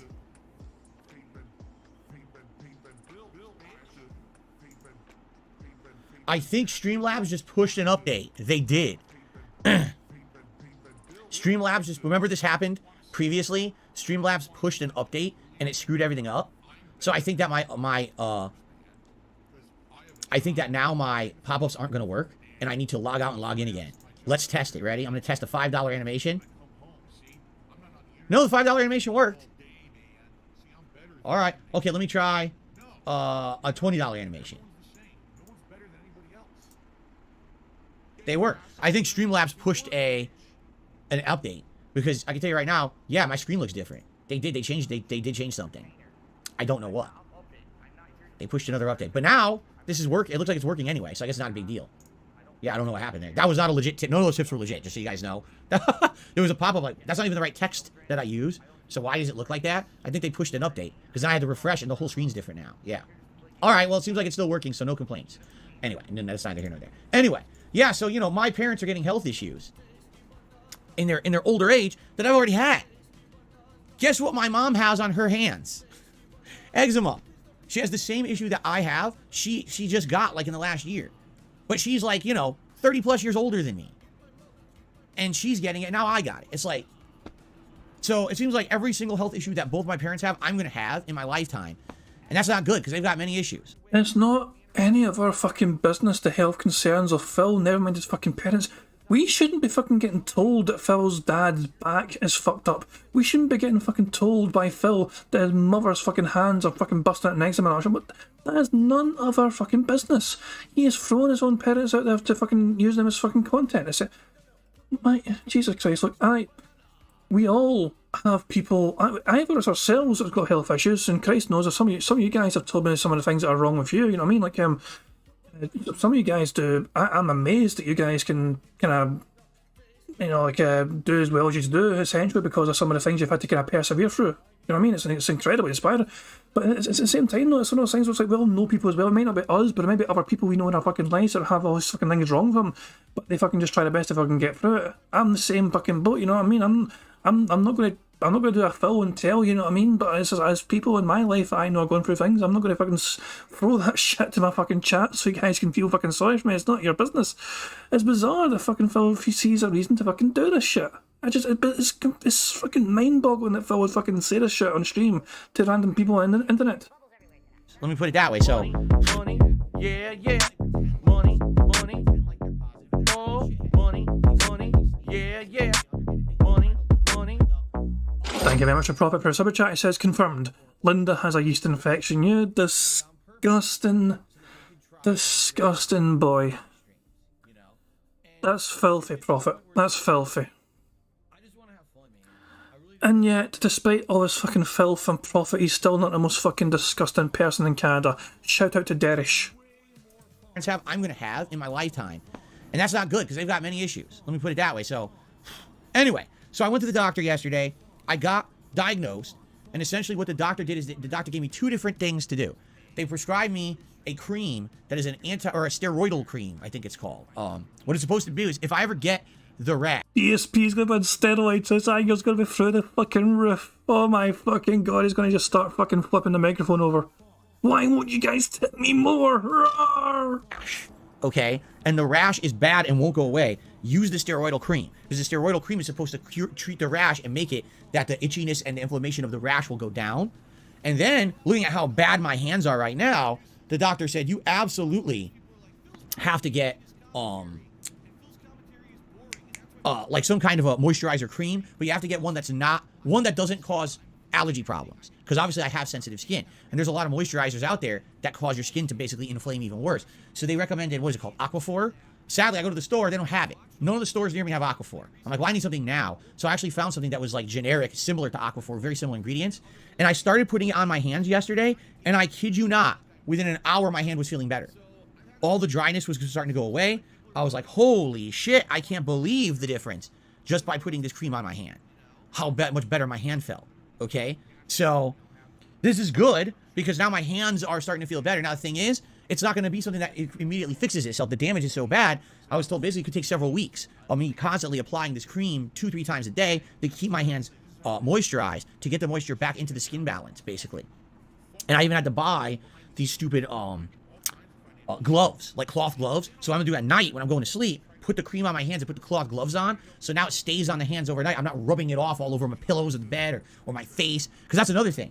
Now that I have this issue, all right, you can have what's called like, I think it's called, there's basically the way that if you have a rash and you take that rash and you put it on another piece of skin, you could inadvertently transfer the rash. Because I don't know how that works, but apparently it does. So I want to be sure that I don't have like, a bad rash and I put it here and I wake up, my whole face is fucked up, right? So I basically need to be wearing these gloves at night too. It's like, Jesus Christ, like so complicated, right? So, anyway, This is what I went through yesterday. This is my day off. So I went to the store, bought this moisturizer cream. Then I got the medicine actually got delivered same day, which was pretty crazy good. They delivered the anti-inflammatory to my house. So if I do get a flare-up of the itchiness of this rash again, I can get the rash to stop rather than take over my hands, you know. It's pretty insane. So anyway, there you go. Sucks, but that's my life going on right now. That was my day off yesterday. What do we have for dinner? We ordered barbecue, Famous Dave's, and we each had barbecue chicken with some sides. Like we had beans and my wife had mac and cheese or something like that. That was our food yesterday, and it was good. I love the Famous Dave's barbecue. But that was essentially my whole day. Damn it. He didn't fucking talk about sauce. Ravens, dolphin. If we get a free space, we've got to make it a center square. But God damn it. Usually Phil fucking waxes lyrical about fucking his DoorDash fucking food that gets sent to him. This was like fucking 2 sentences. Tick it anyway. No, we can't just tick it anyway. Let's just blame Ravens Dolphin for fucking dipping sauce. Jesus fucking Christ. Of all the words in the fucking world, Ravens Dolphin's like, yeah, dipping sauce.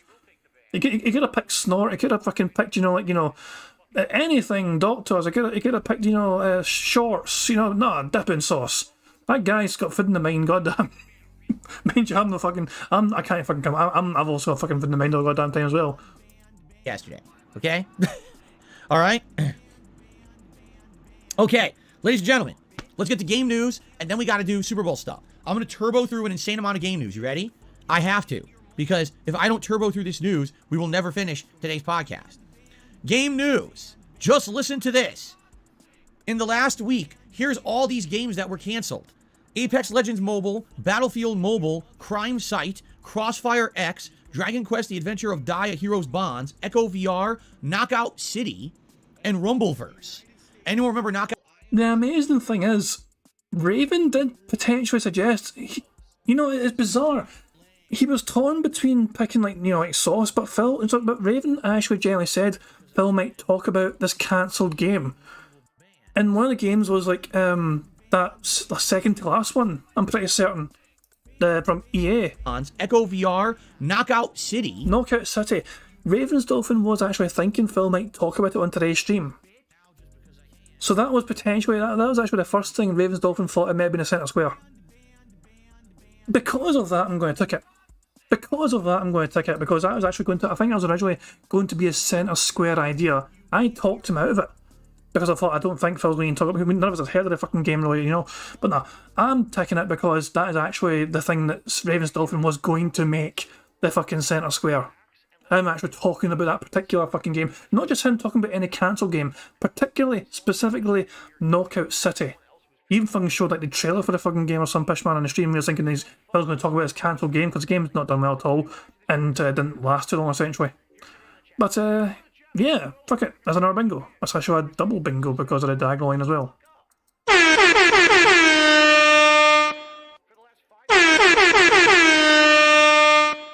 So yes, that is Ravens Dolphins redemption arc because Phil actually turbocharged his way through his fucking list of cancelled games, and one of the games that he mentioned was the one that he thought was Phil maybe I should talk about anyway. So well done, Ravens Dolphin. You got away with it, you fucking bastard. You got away with it. And Rumbleverse. Anyone remember Knockout City? This game is relatively new, just about 2 years old, not even. It's a game that came out, I believe it was Game Pass, where it's a dodgeball game. You play in a cityscape playing dodgeball and hitting each other with dodgeball. Basically, all these mobile games and games as a service games are failing miserably, and they're all being canceled in droves. Okay? Pretty crazy. If you hear that these games were years in development, like Knockout City apparently was years and years in development, and it only was out for less than 2 years, it's being canceled. Rumbleverse is crazy. Rumbleverse was only out for 6 months. 6 freaking months, and they had a budget to advertise it, and they paid a bunch of YouTubers to play it, to try to convince people to play it, and apparently it was all for nothing. They could not retain a player base. This is pretty crazy. But if anything, what was funny is, I'd say 3-4 years ago, we started hearing about how all these game studios wanted to do games as a service games because they looked at games such as Fortnite. And they said, oh, if Fortnite can do that, we can do that too. We're going to end up being insanely profitable by pumping out games like that. And if anything, what we're now finding is that those games are the rare successes. For every game like Fortnite, there's going to be 47 failed games. There's going to be a million mobile spin-offs that don't get traction while the one does. Call of Duty Mobile is like the one that got traction, while every other game series is trying to do a mobile spin-off and they're just not working or making any money. All right. So it's kind of interesting because I think at one point we were totally afraid that this games as a service thing would take over, but then Avengers came out and flopped, and then this game came out and flopped, that game came out and flopped. And what we're seeing is that the industry doesn't want it. The consumers don't want it. You know, no one wants this for the industry. So now all these game companies that were thinking games as a service is the future, oh shit, they're all taking a big step back. Like, whoa, I guess we can't do that. What a failure. So if anything, I would say it looks to me like, perhaps this is a victory, right? Is it a victory for the good guys? For me, I say it is. I mean, we were all very afraid about this a few years ago. What if all the development of gaming gets pushed towards these kind of crappy dime a dozen games that are all about, you know, making some kind of a revenue stream first and quality of the game second? Well, here in the 1 week, we have like 7, 8 of them that all got canceled, right? So maybe this is good news? I guess we'll find out, all right? Elon Musk made an interesting announcement this morning. Listen to this announcement he posted up at like 8 a.m. Starting today, Twitter will now share ad revenue with creators for ads that appear in their reply threads. To be eligible, the account must be a subscriber to the Twitter Blue Verify. So if you're someone who's on Twitter and you put content on Twitter and you're a paid Twitter Blue subscriber, if you are someone who has a big Twitter following and when you tweet, a lot of people tweet under you, okay, basically, you could make money on Twitter now. All right? I think Phil said Twitter. I may have missed that, but I think Phil actually mentioned Twitter at least once there. Yes, that's another bingo. We're actually 4 away from a full house here. Yeah, rewind and double check. I'm pretty certain I did. 7 times. He wouldn't fucking start saying that. This is the thing. The things that we weren't confident about, like him saying Twitter and all that shit, is actually happening. We are 4 away from a full house, ladies and gentlemen. This is going quite well. Somehow he's not fucking messed about with his ear yet. He certainly will. Siege mode is up in the air. The creepy whisper probably going to happen, I imagine, kinda. And Phil saying no exaggeration, that's hit and miss as well. Really, our chances of winning, I'd say we have a 50-50 shot of winning a full house today, guys. But we are 5 snorts away from a free space, sorry. So we only need 3 of these 4, essentially. It's weird, because, you know, Elon was talking about this months ago, that creators could actually start making money on Twitter, and everyone's like, how? Posting our content on Twitter, our original videos on Twitter? Hold the fuck on. Actually, he's about to message. Jesus Christ, hold on. I think someone predicted the ear touch. No, someone predicted siege mode. Hold on.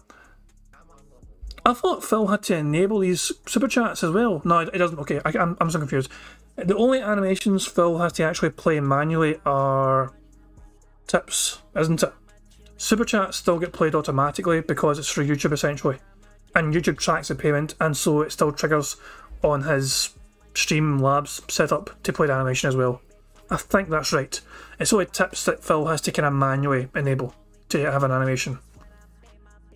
I was so confused because like the animation just came out of fucking nowhere there for Phil's like super chat down here, and I was so confused because I didn't even see Phil fucking acknowledge it or even try to press anything. But I think those are still automatic, the super chat animations. Subscriber. If you are someone who has a big Twitter following and when you tweet, a lot of people tweet under you, okay, basically you can make money on Twitter now. All right? It's weird, because, you know, Elon was talking about this months ago, that creators could actually start making money on Twitter, and everyone's like, how? Posting our content on Twitter, our original videos on Twitter? That doesn't seem to make sense. Who's going to watch? And there's him messing about with his fucking piggy little ear. We are 3 away from a full house. That is another bingo. This could be it, ladies and gentlemen. This could be... I can't even remember our last fucking full house bingo, but this could be it, guys. A video that's just on Twitter. Well, apparently this is how he's going to do it. Now, here's the funny part about it, all right? This is literally all he said. Did he explain or break down how the revenue share works? No. Did he say how much money is available in Twitter ads? No.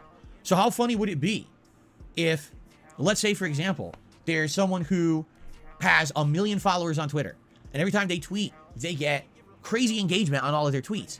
So they become a Twitter Blue subscriber, and now they're going to make money on their tweeting activities. That's great. But the reality is, how much money? Because if it's anything like, let's say, YouTube Shorts, just to give you some perspective here, all right? At least with the previous way YouTube Shorts used to work, you would do 1 million view video, 1 million views on your YouTube Short, and you'd make $4.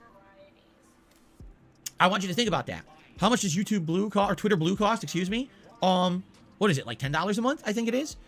What if you're someone who has a very active Twitter scape, who everyone talks on your tweets or whatever, right? And you have potential to make money, so you get the Twitter Blue, and then you tweet like crazy. Everyone engages. At the end of the month, you made $7. Wait, what? I paid 10, I made 7. Right? In reality, likely the only people who will actually benefit from this are the ginormous social media influencers. People out there who have Twitter accounts. Oh, money, money, yeah, money, money. Thank you very much to Black Mention Super Chat. It says, pay $8 a month and you too can join Elon Musk's pyramid scheme. It does sound kind of like that, doesn't it? You know, pay money to maybe earn some money back. But most people probably won't earn enough back to make it worthwhile. I imagine anyway. Well, fuck, who knows, man. To me, it's fucking bizarre. It really is. It'd be weird. I mean, imagine if fucking paying for Twitter was mandatory. I wouldn't fucking use it. Would you fucking use a service like Twitter if you had to fucking pay for it? Fuck no. I mean, I say that as somebody who uses Twitter all the fucking time. So it's not as if I fucking don't like fucking Twitter. I actually quite, I'm alright with Twitter for the most part. That's because obviously you can pick and choose who you want to fucking talk to, you know what I mean? So it's kind of thing where you're not fucking forced to endure a lot of shite at times. But aye, the Decepticon just got here and I was like, oh my god, it's almost a full board. Aye, we're doing quite well. We're 3 away from a full house, but we're very close to a free space for a snorts, so hopefully we will need 2 of those. We'll have to wait and see. But yeah, even though I like Twitter for the most part, I still wouldn't fucking pay for it because I'm a cheap bastard pretty much. Actually benefit from this are the ginormous social media influencers. People out there who have Twitter accounts that, like I said, 1 million or more followers, that when they tweet, they're getting hundreds of thousands of interactions per tweet. You know what I'm saying? It would be, the little guy will not benefit from this whatsoever. And the funny part about that is, Elon is very much banking that the little guy is going to think they can benefit from this and become a Twitter Blue subscriber, right? Because who cares if one of the Kardashians pays for Twitter Blue and makes money off of ads? That's one Twitter Blue subscription. What Elon needs is the common person, like you and me, to think that we have a chance to make money on Twitter, and therefore we buy Twitter Blue. So, you are not anything like the common person. D-Dog says, my Scots family says we're not cheap, but thrifty. There's an old like Scottish joke there, where it's like, you know, like, was it Donald dropped a £1 coin and hit him in the back of the head. Things like that, you know what I mean? It's like we're fucking getting down there so quick to pick up, but it's actually fucking beat the coin. We defied gravity and beat the coin down to fucking the ground. But aye. Phil, you are not anywhere fucking remotely close to normal. You are like a fucking alien. Like, yeah, train is just screaming alien fuckface. That's a new name for fucking Phil. Alien fuckface. He thinks he's American badass, but he's alien fuckface. Yes, I mean, yeah, Daijo Dan says he's a cartoon character. He's like, cartoon characters are usually fucking nice to look at. Like, I can't think of cartoon characters which are not nice to look at. You know, there's some sort of kind of redeeming quality about cartoon characters you fucking like seeing, but nothing about Phil's visage is very appealing to the eyes. You got greasy ass hair, you got his fucking disgusting skin, you got his noodle arms, you know, you got his fucking jangly jowls, you got his fucking ghostly pale skin, and then you got his fucking beady eyes trying to fucking hypnotise you into giving them fucking money. No, there's nothing appealing about Phil whatsoever. In droves. He wants millions of people to jump on Twitter Blue to make the company money. And I don't think that's going to happen until he breaks it down and shows that it could be profitable for a common person, not for someone who has an insane, already existing social media presence, who already probably has sponsorship deals out the ass, is a pseudo celebrity or a real celebrity that makes tons of money. Why do they care about another revenue stream via Twitter? And why would he? Because that's how the rich stay rich, Phil. Look, I'm not rich, you know what I mean? I'm fucking far away from being rich, obviously.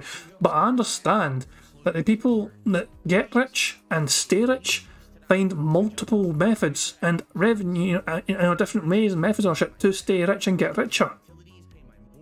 This is just complete. This is fucking money envy. You're just fucking jealous of people with money, essentially, Phil, at this point. And you're fucking trying to pretend, oh, I'm just like fucking you guys. Like, Phil, you get given to you by den heads over $100,000 per fucking year. Usually $110,000, maybe $120,000 per fucking year is gifted to you essentially from moronic fans who think you need the fucking money. But the fact of the matter is, no matter how much fucking money you've ever been given for the last 7, 8 fucking years, it's never been fucking enough, because every single fucking day you go into your fucking stupid streams and you fucking tell this audience that you really need fucking money, support's been slow, you need fucking money to pay fucking bills and all that shit and afford day offs and all this garbage fucking crap. Doesn't matter how successful Phil is, man. Phil could fucking be given fucking $10,000. Some denthead could win a lottery and give Phil $10,000. Phil's going to fucking be broke the next fucking day and ask for more money. Don't you dare ask what he did with $10,000 of your band. That's just who Phil Bonnell is. He care about their Twitter blue sub that's $5 or $10. What he needs is to convince the common person that this is going to be a revenue stream. So I saw that this morning and I'm like, that doesn't seem to make sense. It seems like it's a half thought out idea that really isn't, how can I say? It's not fully developed. It's like, basically, can we get a situation where everyone believes that this is potential for money for them, but is it really? And who knows, right? I don't know, but it seems to me it doesn't seem like it makes sense, at least in its current state. So, next news story is that there's a game called The Day Before that's supposed to be some kind of a zombie apocalypse style survival game, but it's supposed to be like an MMO survival game, and it was supposed to come out this month, but got delayed by like a long time because basically people were the developers are saying, oh, we didn't realize this, but we didn't have the rights to the name The Day Before, so we might actually have to change the entire name of our game, which of course now is going to be an insane amount of work, because everything in the game, all the promotional materials we created for the game, everything says The Day Before, but now it seems like we might not be able to use that name anymore. Okay, now the weird thing about this is, how do you have a game this far into development and you don't realize until the month of release that this is the case? It doesn't seem to make much sense, does it? Now, some people have actually been accusing the game of being fake, okay? So, all of a sudden yesterday, IGN said they have been provided 10 minutes of gameplay of The Day Before, and they posted it up. And essentially what it is, it shows a bunch of different characters running around, kind of in an open world environment that looks apocalyptic, but it doesn't really show much gameplay. Just that the game maybe exists and is being developed, but it doesn't necessarily show that the game is done or what the game even is going to be like. So, people are still claiming maybe it's fake. I don't know what they would have to benefit from making a fake game and promoting it. It's kind of weird. However, there's a rub to this. Get this. I was contacted by the developers of the Day Before. I'm not shitting you. They contacted me. And I'm sure they've also contacted many other people on YouTube and said they were going to offer me a paid ad campaign to promote their game. Yes, they contacted me with an email 2 days ago and said, we would like to have you advertise The Day Before on your channel, and we're going to provide you with assets to advertise the game and the like. Would they be reaching out to me or anyone to promote a game like that if it wasn't real? That doesn't seem to make sense, does it? Where would the budget be? Where are they getting this advertising budget from? And why would you exist vaporware? Or why would you advertise vaporware? Right? So, I didn't do it, of course. You know, guys know I don't do that shit. But that makes me kind of believe that it is real. I don't know. Anyway, the game got delayed like 6 to 8 months. They're saying basically now they have to work out so many different copyright and trademark legal issues, that they don't even know when they're going to be able to release the game. So maybe it is bullshit. I don't know. There was a scare that happened because there was a weird posting put up on Xbox Live stating that the Xbox 360 game store was going to close down in May, and therefore you would have absolutely no way to buy games on your Xbox 360 ever again in May. So people started freaking out, and all of a sudden Microsoft came out with a message overnight saying, we screwed up, that message is wrong, we didn't mean to put that out. Don't ask me how you accidentally put up a message like that. Obviously someone wrote it, someone put it in the spot where people would see it, and released it. How do you tell me that's an error? Oh, I was just fucking around. That would be like, the United States government made a message that says, nukes are on the way from Russia, everyone. Say goodbye to your family members and friends, you're all about to die because nuclear apocalypse is happening within the next hour. And they put it on TV. What the fuck? Oh my God. And then 20 minutes later, they say, oh, sorry, that was a mistake. That wasn't, no, we were just messing, you know, don't take that seriously. Wait, what? What? But you wrote the message. You put it out. Now you're saying it's not real. Then why the fuck did you even write the message? Right? Like, wait, what? People are saying this actually happened in Hawaii. There was a nuke alert that was fake. What? Well, I don't think it was a nuke alert. I think the thing that happened in Hawaii was, it's a bizarre thing. I think it was to do with zombies. I'm no fucking kidding you. I think it was some sort of fucking fake news thing, like some kind of emergency warning system which talked about fucking people turning into zombies. And a lot of people are like, yeah, I think it's, wait, it's a missile launch. I'm pretty sure there's some other fucking place as well which had some sort of zombie alert message. Am I confusing that for Hawaii? I might be confusing that for a while, but I'm pretty sure there was a place that had a zombie invasion kind of alert, and a lot of people just didn't take it seriously, and they're fucking phoning the like news stations like, what the fuck's going on here? I was like, yeah, that's a mistake. I mean, most people are like, yeah, we don't fucking buy this emergency message. I think I'm pressing X to doubt this emergency message about the fucking zombies.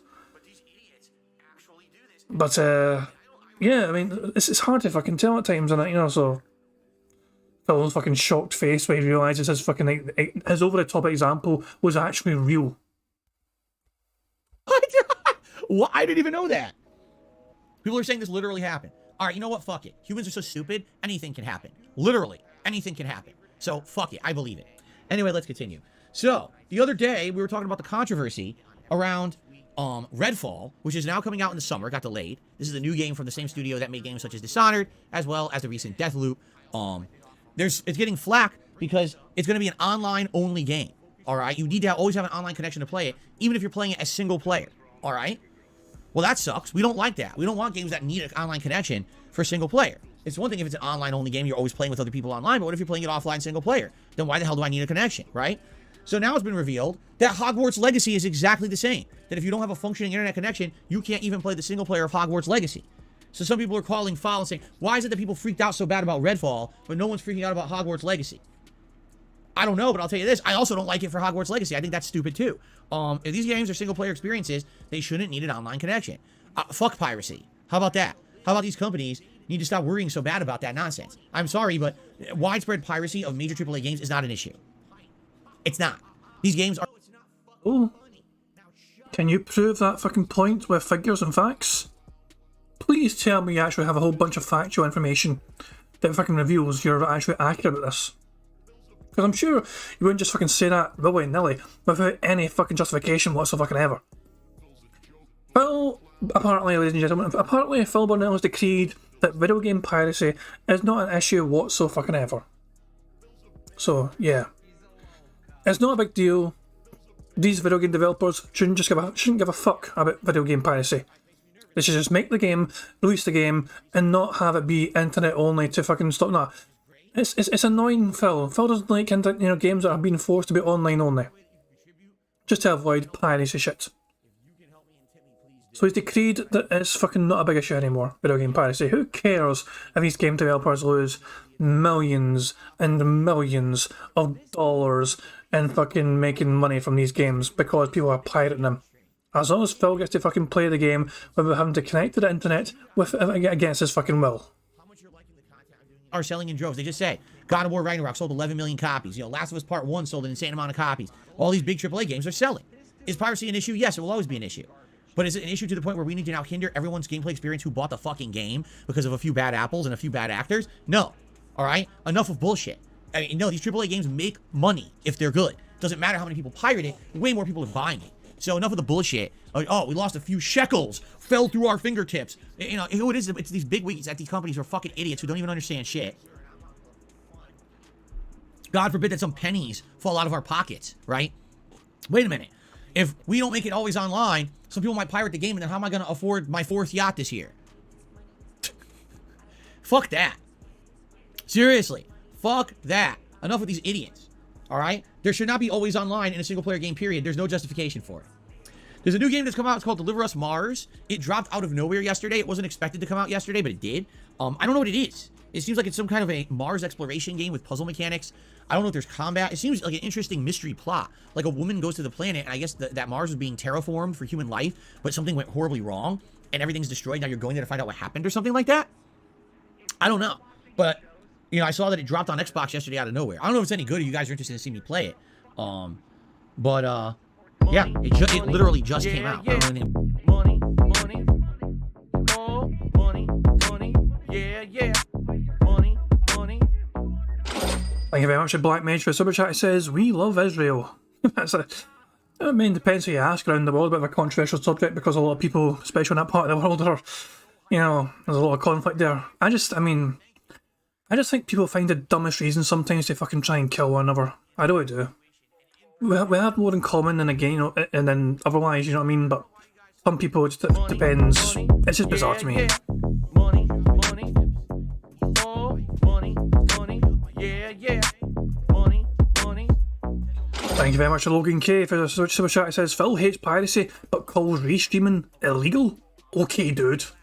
Yeah, I mean, people said that in chat as well. You know what I mean? We're technically, we're restreaming, we're pirating Phil's stream right now because I am showing you Phil's.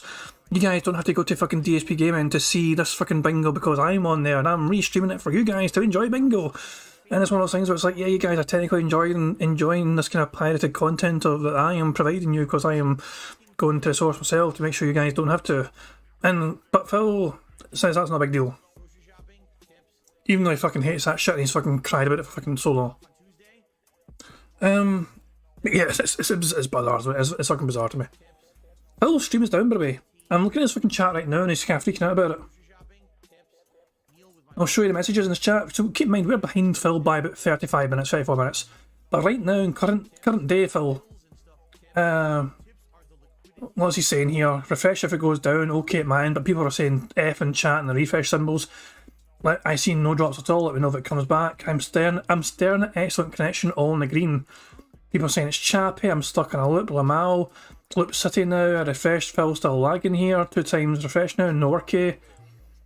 And Phil's saying not sure what's going on at all. Again, on my end, everything is working fine, I see nothing at all anywhere, it's not like I'm banned or anything, so no worries. Seems like a tech issue on their side. I'm kind of curious to see what's happening with Phil. Like, so I don't want to lose my spot here, but if we go to live DSP now, Streaming AG, I don't. yeah, it stream's down. It won't play on from this point. Bizarre. That is very bizarre. Oh, well, I mean, it means we can try and catch up on the bingo, eh? Let's just catch up. Play it. Yeah, it literally just came out. I don't know anything about it. Deliver Us Mars, but I saw the post for it. And Turtle Rock Studios. This is the same company that was the original developers of Left 4 Dead back in the day. And then they made, what was it called? Evolve. That game flopped horribly. And now recently they made Back 4 Blood. And the game didn't flop horribly, but also did not do very well. They were definitely expecting this game to do like just as good as Left 4 Dead, and it has not. Has made a public announcement that as of today, well, as of yesterday, they are completely done with game development of Back 4 Blood. Meaning the game's been out for, what, a year and not even a half? And the game is completely done. Its life cycle is over. They put out 3 DLC expansions for it. They're done now. No more development on this game. They're moving on to a new project. So if you liked Back 4 Blood, you can still enjoy it, but they are not making any more content for it whatsoever. It's dead. Which is kind of sad. To this day, there's still people who play and develop mods and add-ons for the original Left 4 Dead games. But Back 4 Blood really failed. Like I said, I played it. It was a Game Pass game. It was brand new. And I played through the campaign once. And I enjoyed the campaign. I absolutely did. I thought it was quite good. However, man, let me tell you, it did not hold a candle to Left 4 Dead whatsoever. I felt like it was very inferior to Left 4 Dead for many different reasons. There was no addictability there. Like when you played it, you get addicted to the combat loop and want to jump back in and try again for better runs. You just played it once, you're like, okay, so I saw the character, I saw the enemy, I saw the plot. All right, on to the next. And when you beat the game, you're like, okay, done. Like seriously, I had zero desire after I beat it at all to do anything with it. So, yeah, I don't know. I don't know what it is, how they maybe lost their magic or whatever. But to me, it feels like a failure. It feels like, man, that game just did not live up to expectations. And sadly, you know, they got to move on to a new project. Hopefully whatever the new project is better than that one. Okay? So, lastly, and then we can do shout-outs. There's a new game coming out from Koei Tecmo and EA. It's called Wild Hearts. It's their take at Monster Hunter. So it's basically a Monster Hunter game not made by Capcom. Okay? It's been announced that this game will have absolutely no microtransactions whatsoever, and after launch, there will be free DLCs. So they're saying we're going completely opposite. We are not doing games as a service. We're doing buy our game and get tons of content just because you bought our game for an extended period of time. Enjoy. Sounds like an interesting formula to me. Sounds pretty good. Sounds like probably would work well. Okay? All right. Guys, we got to do shout-outs. We're not going to have time for Super Bowl stuff today. All right? But here's what we're doing. Tomorrow, it's literally all we're doing. Tomorrow on the podcast, it's this simple. I'm doing the schedule, and then we're jumping right into Super Bowl stuff, because then we only got a week left to order. Essentially, I got to find things I can order on Amazon that I can get within the week. All right? So, tomorrow, we order for the Super Bowl stuff, because we don't have time to do it. But we'll do it tomorrow. It's all we're doing tomorrow. Fuck game news. It can wait. We're just going to do that tomorrow. Fair enough? Tomorrow is the Super Bowl podcast. Fair enough? All right. Let's get the shout-outs. On the YouTube side of things, we start off with Orinks, who became a member... Whoa. Wait a second. Wait a second. All right. Let's. There's his phone, ladies and gentlemen. Here's the home screen. We actually have a full picture of his fucking phone here, but he moves it and it's got all buddy. This is his home screen.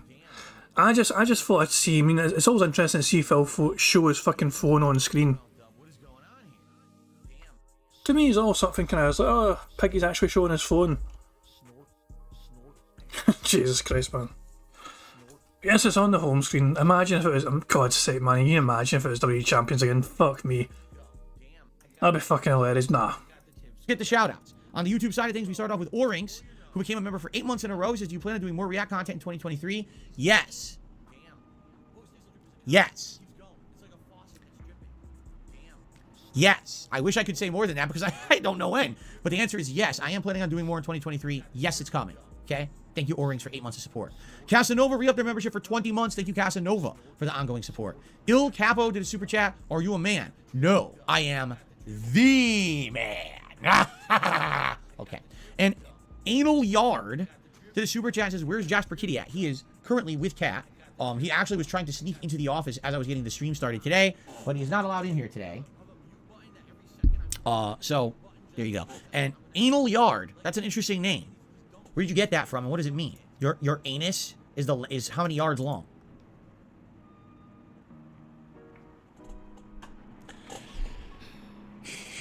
Okay. On the tip side of things, we start off with a tip that actually came in yesterday from no name. But as I told you guys, if people do happen to support or tip during my day off, I will absolutely count it for the next day. And so this was a $5 tip that came in yesterday. Excuse me, let's go ahead and play that animation. Thank you very much for the first tip.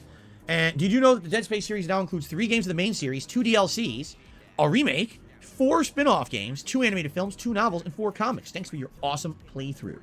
I didn't know about the spin-offs and comics and things. I knew they existed, but I did not know how many. I knew that there were spin-off games as well. I played 2. I played Dead Space. One of them's called Extraction. It's a puzzle game. And there's another one that was an online, like on-rail shooter. And I played that one. So I played 2 of the spin-off games. I'm not aware of the others. Maybe there's like other mobile games or something. I don't know. But there you have it. Our first tip of this morning is actually a $20 tip from Brett. How's it going, Phil? Looking forward to hanging out with you all weekend. Sounds good, Brett. Thank you for your support.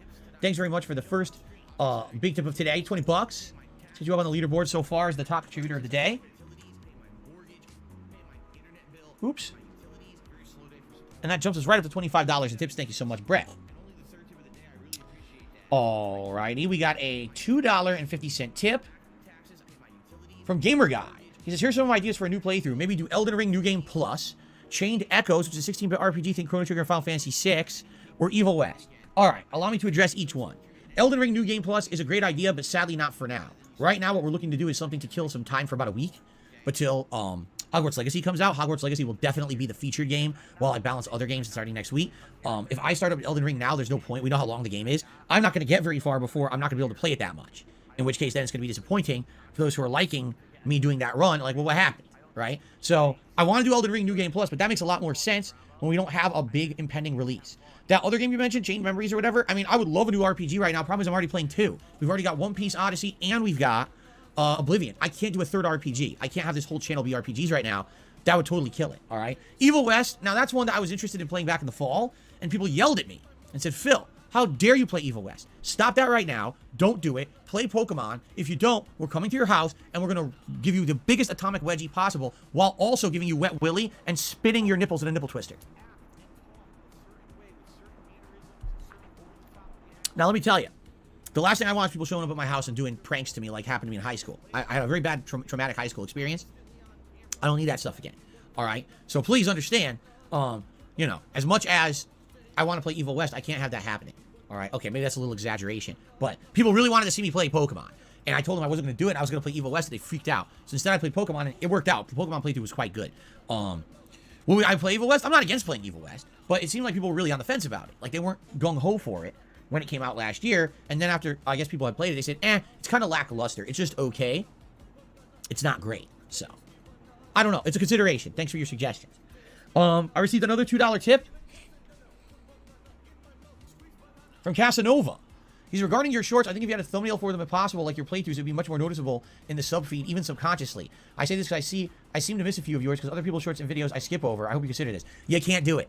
You cannot add a custom thumbnail to a short. They do not allow you to do so. It would be nice if they did. You cannot do it. Like right now, if I just click on, here we go. Here we are. This morning short, I go to edit, and you go to the area where normally you could do a thumbnail, and it says, for now, you cannot edit the thumbnail on shorts. It says it right there. And so no one can do thumbnails on shorts.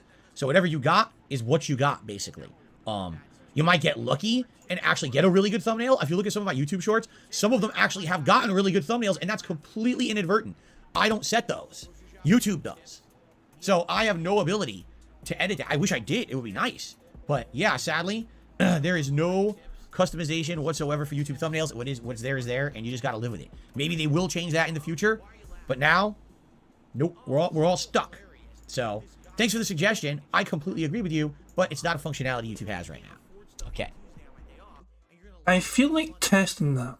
I feel like trying to debunk that if I can. Give me a second, guys. Let me see if I can debunk that within a minute. Hold on, so I've got YouTube Studio. Got my content.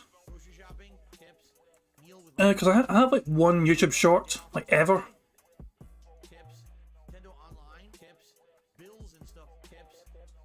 Here we go. And yeah, Phil Burnell, it seems, was not deceiving us. Thumbnail. For now, you can't change the thumbnail for your short. So, there we go.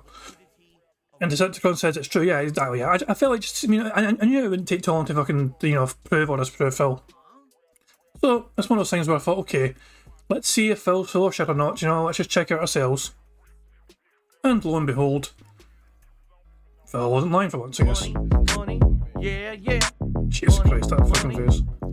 Oh, money, yeah, yeah. Money. Thank you very much to SCP Sylvie for the super chat. It says, Phil Burnell, only guy to get a job at a suicide prevention hotline and kill 57 people. You want to know the worst part about that is? 2 of them are wrong numbers. True. 2 of them are wrong numbers and they still fucking done it. If you keep doing this thing or not, it's not actually an apology. Okay. Yeah. And then I received another $2 tip. Thoughts in cheaters like video games, specifically a game like Warzone. These streamers who cheat, they still have a platform like Twitch who make tons of money with no consequence. Well, I don't know anything about that because obviously I'm not involved in it. I wouldn't even know how to cheat if I fucking probably even if I knew how to cheat, I still would fail and suck at Warzone, But, I don't support that, obviously. If anything that's competitive, I don't support that kind of having any kind of an unfair advantage or cheating. If you're playing a single player game, then go to town. Put in accessibility options, put in the ability to skip levels, cheat codes, whatever. But the moment that you're playing in an online environment and it's supposed to be competitive, there should be no advantage of one person over the other. Everyone should have an equal playing field. So if there is a situation where people have found ways to cheat, I think I actually saw a YouTube short yesterday, and this guy was like, so I play on PC normally, and no issue, but I was having some, no, actually I don't know if it was PC. Basically he just said, I was trying to find a good game of Warzone, and I was having an issue where I kept playing the same people like over and over. So I said, I'm going to open this up to cross-platform. So it must not be Xbox, because on Xbox it's default cross-platform. You can't even turn it off. But I guess the guy was like, I'm going to open it up to cross-platform, see if I can find a bigger player base. First match, he's fighting people who are cheating. He's standing in a corner of a building, just literally just standing there kind of camping, and he dies. He's like, what hit me? He watches the kill cam. There's a guy who's hacking, and he's standing outside, and he walks up, sees the guy through the wall hacks, and shoots his bullets through the wall and murders the guy. With a normal gun. It wasn't even loud, just like a piercing normal gun, as if there was no wall. And he just walks right past. Like, whoa. That's kind of interesting. But, yeah, I don't know. To me, I think it's stupid. Like, cheating online is so dumb, because here's why. How does it matter? How does it affect anything? Does anyone care if you're an online cheater in Warzone? Like, where does that get you? Are you going to get ahead in a competitive circle because you're cheating? No, you never will. In a competitive circle, there'll be a controlled environment where those cheats are not allowed, right? So what's the point? Like, I'll give you an example here. If let's say you're playing Street Fighter and someone found a way to actually cheat online in Street Fighter, which has happened. They found a way to abuse lag, to abuse latency, to do fucked up things to get ahead and win matches pretty cheaply. All right, so what are you gaining? Rank, online rank. So now it looks like, oh, you're a platinum rank. You're a pristine granite rank, whatever it is, you know, because you got so many wins. Now, does it mean anything? No. Does having those high ranks mean anything at all? Absolutely not. Do you earn anything for having a high rank in a fighting game? No. Do you get sponsorship opportunities? No. It's online shit is just so... It doesn't mean anything. It's like having the biggest e-penis. Look at the size of my assy code dick. It's like 400 or 500 characters. I don't care. It's still an e-penis. It doesn't mean anything, right? It's kind of like people think there's bragging rights. You don't even have bragging rights if you're cheating to win online. Like, what did you get? What did you gain from that experience besides, I guess maybe they get some kind of weird, what's the chemical that releases in your brain that makes you feel good? I forget what it's called. Maybe you get that rush simply because you're beating people who are actually legitimately trying to play you for real and you're just like spanking them by cheating. I forget what it's called. Endorphins, that's what it is. The dopamine rush and a bunch of endorphins. And maybe that's what it is. Maybe they actually get some kind of a chemical rush in their body. Like, oh, I beat everyone because I'm a cheese. I don't know. But to me, it's like, what's the point? What's the point of cheating to win if you get nothing for it? If you legitimately are good at Warzone, if you're legitimately good at a fighting game, and you learn and you get competitive, you can enter tournaments, you can get sponsorship, you can win money, you can make a living doing it. What's the point if you're just sitting there with tool-assisted cheats to win? You get nothing out of it. You've literally wasted your time and everyone else's around you. You're the ultimate loser. You literally are the biggest loser of the whole situation. So why? It baffles me. It really does. But these people, I guess, get some kind of a feeling of superiority or power over it. Look, I'm fucking with someone today, right? So what do I think of cheating in Warzone? I think it's pathetically stupid. Who the fuck would do that? Why would you bother? And by the way, it's Warzone. Who cares? It's just like, what? Who cares about that shit? I don't know. We got another tip. A $12 tip. Wow, thank you. From Dutch. So let's see what he has to say here. So Dutch, thank you for the $12 tip. Let's get that on the leaderboard. So that's worth $43 of tips now. Thanks. Great start to the conclusion of Dead Space. I really appreciate this, guys. For the Retro Gaming Challenge, are all the games written in stone? Maybe you could play some obscure favorites, like a game called Little Samson. I've never heard of Little Samson. But no, nothing. Let me put it this way. The only ones that probably are written in stone is I want to try Ninja Gaiden again, and I definitely want to do some classic Mega Man stuff. Those are the two that I would say there. And by the way, this is already on Switch. This is like $8 in a collection. Well, I was asked about Dakota, was that a creepy whisper? You know what, I'm going to count it. I'm going to count as a creepy whisper. We're 2 away from a fucking full house, fuck it. And that is a bingo as well, because a creepy whisper, you know, very clean. So those are no-brainers that I could play them. Anything else in that is up in the air, whatever you guys would be interested in. We already did Super Mario Brothers a few years ago, so you probably don't want to see that. So, anyway, then he says, what happened? Was that a double snort? Want to see that. Money, So, money, yeah, yeah. Just one. Money, oh, money, money, yeah, yeah. Money, money. It was just one snort. The second one was just a sniff. It was completely just a bit sniff, the second one. But the first one was definitely a snort, so just one. I counted for. Black Mage, thank you very much for Super Chat. He says he's describing people who spend 100k on phone games. He's talking about himself, essentially. Naturally. anyway, then he says, what happened with high school and people going to your house? Have a great day. What? What happened with high school? Well, I haven't been in high school since the year 2000. So that's what happened with high school. I graduated. Has he forgotten about that dumbass little fucking thing where he fucking pretended he was like bullied in high school and people made fun of him in high school and all that shit? He said it like fucking 10 minutes ago and he's forgotten his dumbass little fucking story he fucking just spun out of fucking thin air. One of his deadheads actually fucking believed it and gave him money to ask him what fucking happened. Holy fucking shit. One more time. So, anyway, then he says, what happened with high school and people going to your house? Have a great day.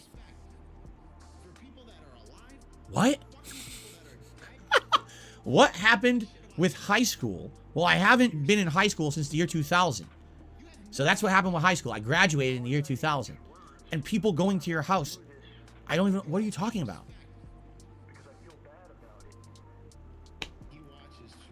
I'm completely confused. Oh, is he referencing the joke I was making earlier? He's referencing the joke I was making earlier on the podcast where I said if I play Evil West, people threaten to come to my house, give me an atomic wedgie, give me a double wet willy, and a nipple twist, just like when I was bullied in high school. It was a joke. It's a joke. It's not real. It's not happening. Mr. Honest and Transparent was not honest and transparent with his audience, and they got confused. Welcome to the DSP gaming audience, ladies and gentlemen. I live in a private community. I'm 40 years old. I live in a private community. If someone showed up here unannounced, I'd call the police and they go straight to jail for trespassing. It's not a big deal. No worries. No one's giving me unauthorized nipple twists. Okay? Absolutely not. What is going on? What are we talking about? If they jump the fence, they go straight to jail. See, that is. I will say this. There's absolutely nowhere on planet Earth you can live that's safe. Just let's put that to rest. That is a weird false sense of security that humans have. I'm safe. It doesn't matter if you're rich and you live in fucking a gated, electric fences. You're still not safe, right? You're just not, okay? But I live in a private community. Hold on. Was he about to say it doesn't matter if you're rich and you live in a private community? It looks like he fucking stopped himself from saying that, because that exactly is what Phil's scenario was. He was making silly YouTube money. He had enough fucking money to fucking buy a house, for that kind of money, in that area. It's what? Hold on. Of security that humans have. I'm safe. It doesn't matter if you're rich and you live in fucking a gated, electric. He was about to say gated community, and then he realised it sounds like he's talking about himself, so he changed it to fucking electric fences.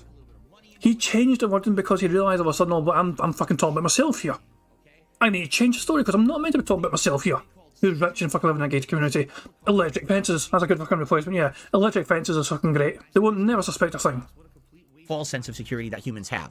I'm safe. It doesn't matter if you're rich and you live in fucking a gated, electric fences. You're still not safe, right? You're just not, okay? But I live in a private community. Our road is a private road. We have fencing, we have cameras, we have security, we have the cops on speed dial, basically. We have each person who lives here has a panic button. So if someone's breaking into your house, you hit the panic button, the cops show up within 5 minutes, okay? So that being said, yes, we get prowlers, we get fucked up people who try to do shit here, and we report them to the police, and some of them have been arrested, some of them have not. There's nothing you can do. Like I said, it's a false sense of security. But if anyone ever tried to come here and fuck with anyone here, the moment that you're inside our community without permission, you've already broken the law. And unless you have a legal justification for being here that you can prove, you're going to jail. You're trespassing. Okay? So people can't just come here and fuck with anyone here just because they can. That's the thing. Like, it's great. We don't get solicitors.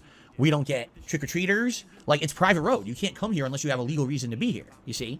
Imagine celebrating the fact you don't get any fucking kids trick-or-treating. You miserable fucking bastard. What a miserable piece of shit human being Phil is. We don't get fucking trick-or-treaters. Thank fuck we don't have little kids trying to get candy off us. That's my fucking candy. I need that candy to feed my fucking horse. Fuck off, Phil. Not that this is a frequent issue or anything. It's not. People know this is a private road so they don't fuck around.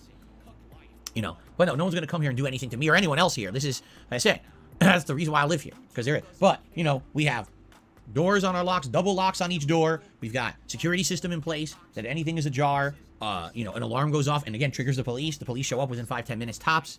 We've got all that. That's why we pay good dues here. Let's put it that way. So there you go. All right. That's right. I got doors on my locks. I got locks on my doors and doors on my locks. Good luck unlocking my lock when there's a door to get to the lock that's locked. All right. Anyway, all that being said, that was the podcast for today, and I knew it was going to be a lengthy one. So here's what we're going to do tomorrow. I don't even care if there's game news. I don't care if Miyamoto, Phil Spencer, and whoever the hell is Money, yeah, yeah. Money, money. Oh, money, money. Yeah, yeah. Money, money. Thank you very much to Black Mage for Super Chat. It says they have a strict no Tevins policy. That's been a lifelong policy I feel by now, I can tell you that much. It's like no Tevins allowed, it's oh fuck off. Phil, it's funny. I made a video like a year ago or something showing all the times Phil has dropped a racial slur on his videos and his content. And even though it's an old video, I still get some comments like, even yesterday I had a brand new comment on it. People just laughing at the fucking video of Phil repeatedly saying these fucking things over and over and over again. He's clearly got a problem with people that don't look like him in terms of skin pigmentation. It's a strange one, you know what I mean? Especially since Phil's such a fucking mutt himself when it comes to like different fucking origins, it's fucking part Polish and part Italian, all that shit, you know what I mean? You would think he'd be all for fucking, diversity and all that shit, you know what I mean, within the areas he lives in and all that shit, but no, it's like he seems to fear what's different from him. Barrett Wells, how did they find me from the parking lot of Burger King? Jesus Christ. I don't care if Miyamoto, Phil Spencer, and whoever the hell is the head of Sony right now decide that tomorrow, overnight, they announce a triple co-op game that is a tie-in where Nathan Drake teams up with Mario, teams up with Master Chief to create a special video game, and it's releasing tomorrow. I don't care if that happens. We're not talking about it on tomorrow's podcast because tomorrow we're not doing news. Tomorrow we're doing the Super Bowl stuff. So that means tomorrow we're jumping onto Amazon. We're going to look at Super Bowl merch. We're going to buy some together. Whether it's banners, license plates, other decoration, little stuffed animals, some kind of a hat for me to wear, and or like I said, something to drink out of. We're getting some stuff, some swag tomorrow for the Super Bowl event that takes place 1 week from tomorrow. I have to order. If I don't order now, I'm never going to get it in time. You see? So, all right. No problem, Dutch. Dutch says, I apologize. He was confused. He's been back and forth. He thought that it was a real story. People coming to my house to give me nipple twists. No, absolutely not.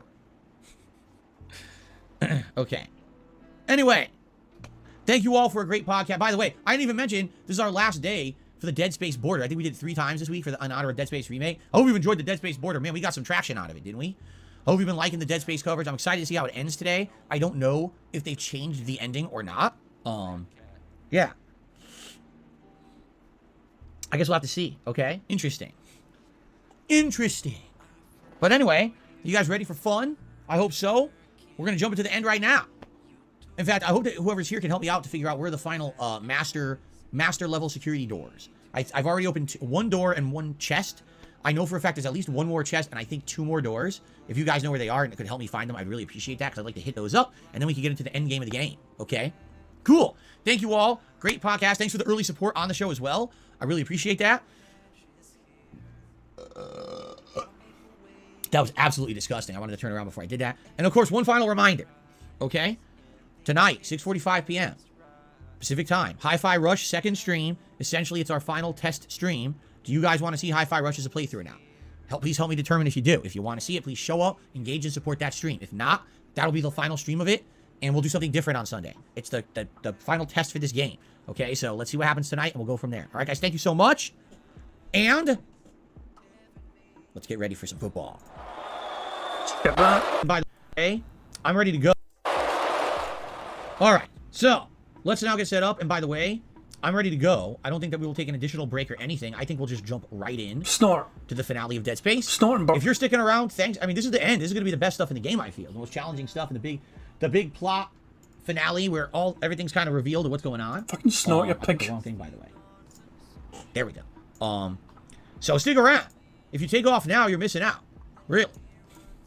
All right, let's do it. Let's just jump right in. Seriously, I don't want to delay. I just want to start. Here we go. Why won't he snort? Why won't Greetings, he? Cheerio Eater. How are you today? Greetings, Jade. How are you? Hello, everybody. God damn it. Are we going to fall short again? Haruto, trust me, you don't know what you're talking about. He said, why don't you just use scenes on OBS so you don't have to edit sources? That's not how it works. It's the same camera. I have to change the resolution of the webcam in order to do that. Like, the scene was set up. The camera resolution had to be changed from widescreen to standard def in order to even do that. That's what I just changed. I did go from scene to scene. What did you think I did? Do you think I manually clicked everything? No. I went from scene to scene. I just had to change the camera res. People they're kind of know-it-alls, I hate to say it. Like, they think they know better. Oh, yeah! Oh, fuck, man. You calling other people fucking know-it-alls. Fucking, Phil's been fucking spouting his piss about how, video game piracy is no longer a fucking thing anymore and all that shit. And how people should just fucking stop trying to make money if they're really rich. The rich should stop trying to make more fucking money. How dare they fucking try and make more money and fucking advertising things on Twitch? How fucking... No, sorry, not Twitch. Twitter. Sorry, Twitter. Bitching and whining about all the fucking people trying to, cash in and Elon Musk's fucking idea of trying to fucking run advertisements and fucking tweets. Dumb fucking idea, by the way, in my opinion. Still. He acts like a fucking expert himself in so many different fucking subjects. When he's got no fucking authority or clue what the fuck he's talking about. I know better, you should have done this, you should have done that, and this and that and this. Like, what are you talking about? Like, seriously, what the hell are you even speaking of? Anyway. Okay, you guys ready?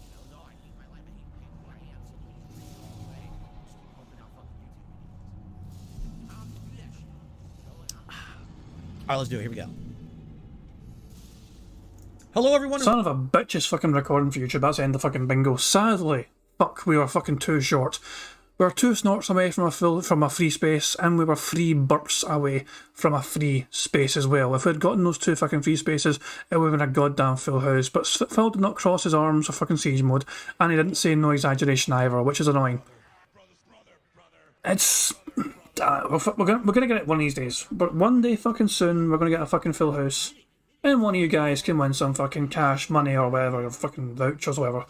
It's funny, even though there's a set number for the fucking prize, but it's always a case of, do you want fucking money, or do you want fucking like an Amazon gift card or some push, or Xbox fucking credits or push. It's always up to the person that's basically getting it, whatever the fuck they want. But yeah, guys, we'll try again on Sunday. I'm not going to be here tomorrow, because... well, it sounds like it's going to be a shitey podcast anyway. If Phil's going to force his goddamn audience to fucking help him shop on Amazon for a fucking Super Bowl event, fuck that shit anyway, so I'm not even going to bother my fucking arse tomorrow. No, you guys fucking want... I don't even think it's going to be worth watching in general. I don't even think it's going to be worth... how can we try and do a fucking bingo when Phil's fucking shopping on Amazon? No, fuck that. I mean, who knows, maybe... I think Detractor... Is Detractor Beam not streaming on Saturdays sometimes? Yeah. I'm pretty sure our detractors will be live streaming. I think they're one of them. So yeah, look around and support your fellow detractors and other content creators for the robust work they do if you want to check out DSP in some capacity. But I am going to fucking wrap it up there. Let's see how Phil's doing. Let's refresh stream and see how he's doing. There was? By the way, do I need this battery for something? I probably do, right? Phil has gunner glasses, always right with the world. They finally had a fucking tier 1 goal. Hooray. Fuck that, fuck. That's the next thumbnail, I guess.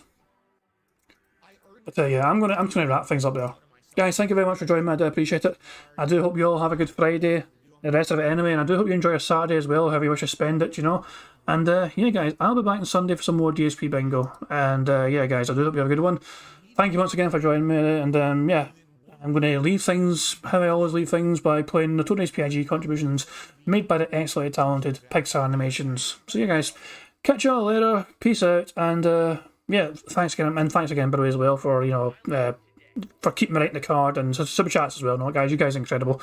I know we might get a full soon, so I can give back to you guys, because it's been a while since one of you guys have won bingo, so it's nice to receive all the time, but I like to give as well. So yeah, hopefully we win on Sunday. Until then, have a good one guys. Catch you later, bye. It would help if I unmuted the fucking thing, didn't it? Let's try that again, shall we? On September 14th, a pre-authorized payment of $16.51 from PayPal.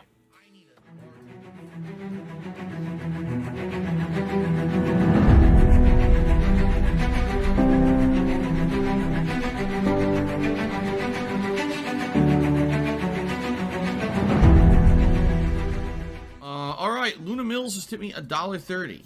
It says, I'm back. What's your favorite type of shower? When you're showered in money. When you go outside and all of a sudden, greenbacks start falling from the sky. And you raise your face up, you're like, oh, you start dancing, you go, oh, money, money, yeah, yeah. Alright, I don't know what the hell you're talking about, but thank you for the first tip of the day.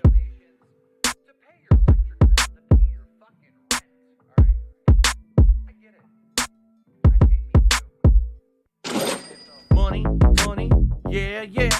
Money, money. Oh, money, money, yeah, yeah. Money, money. Money, money, yeah, yeah. Money, money. Oh, money, money, yeah, yeah.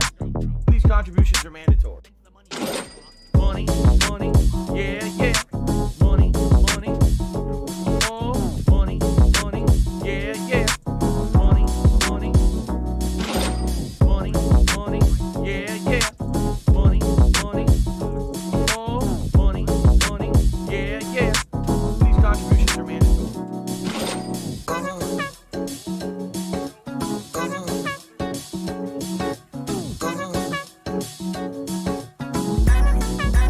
Show me the money.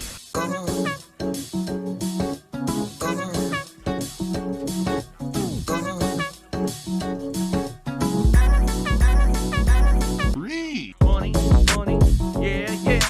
Money, money. Oh, money.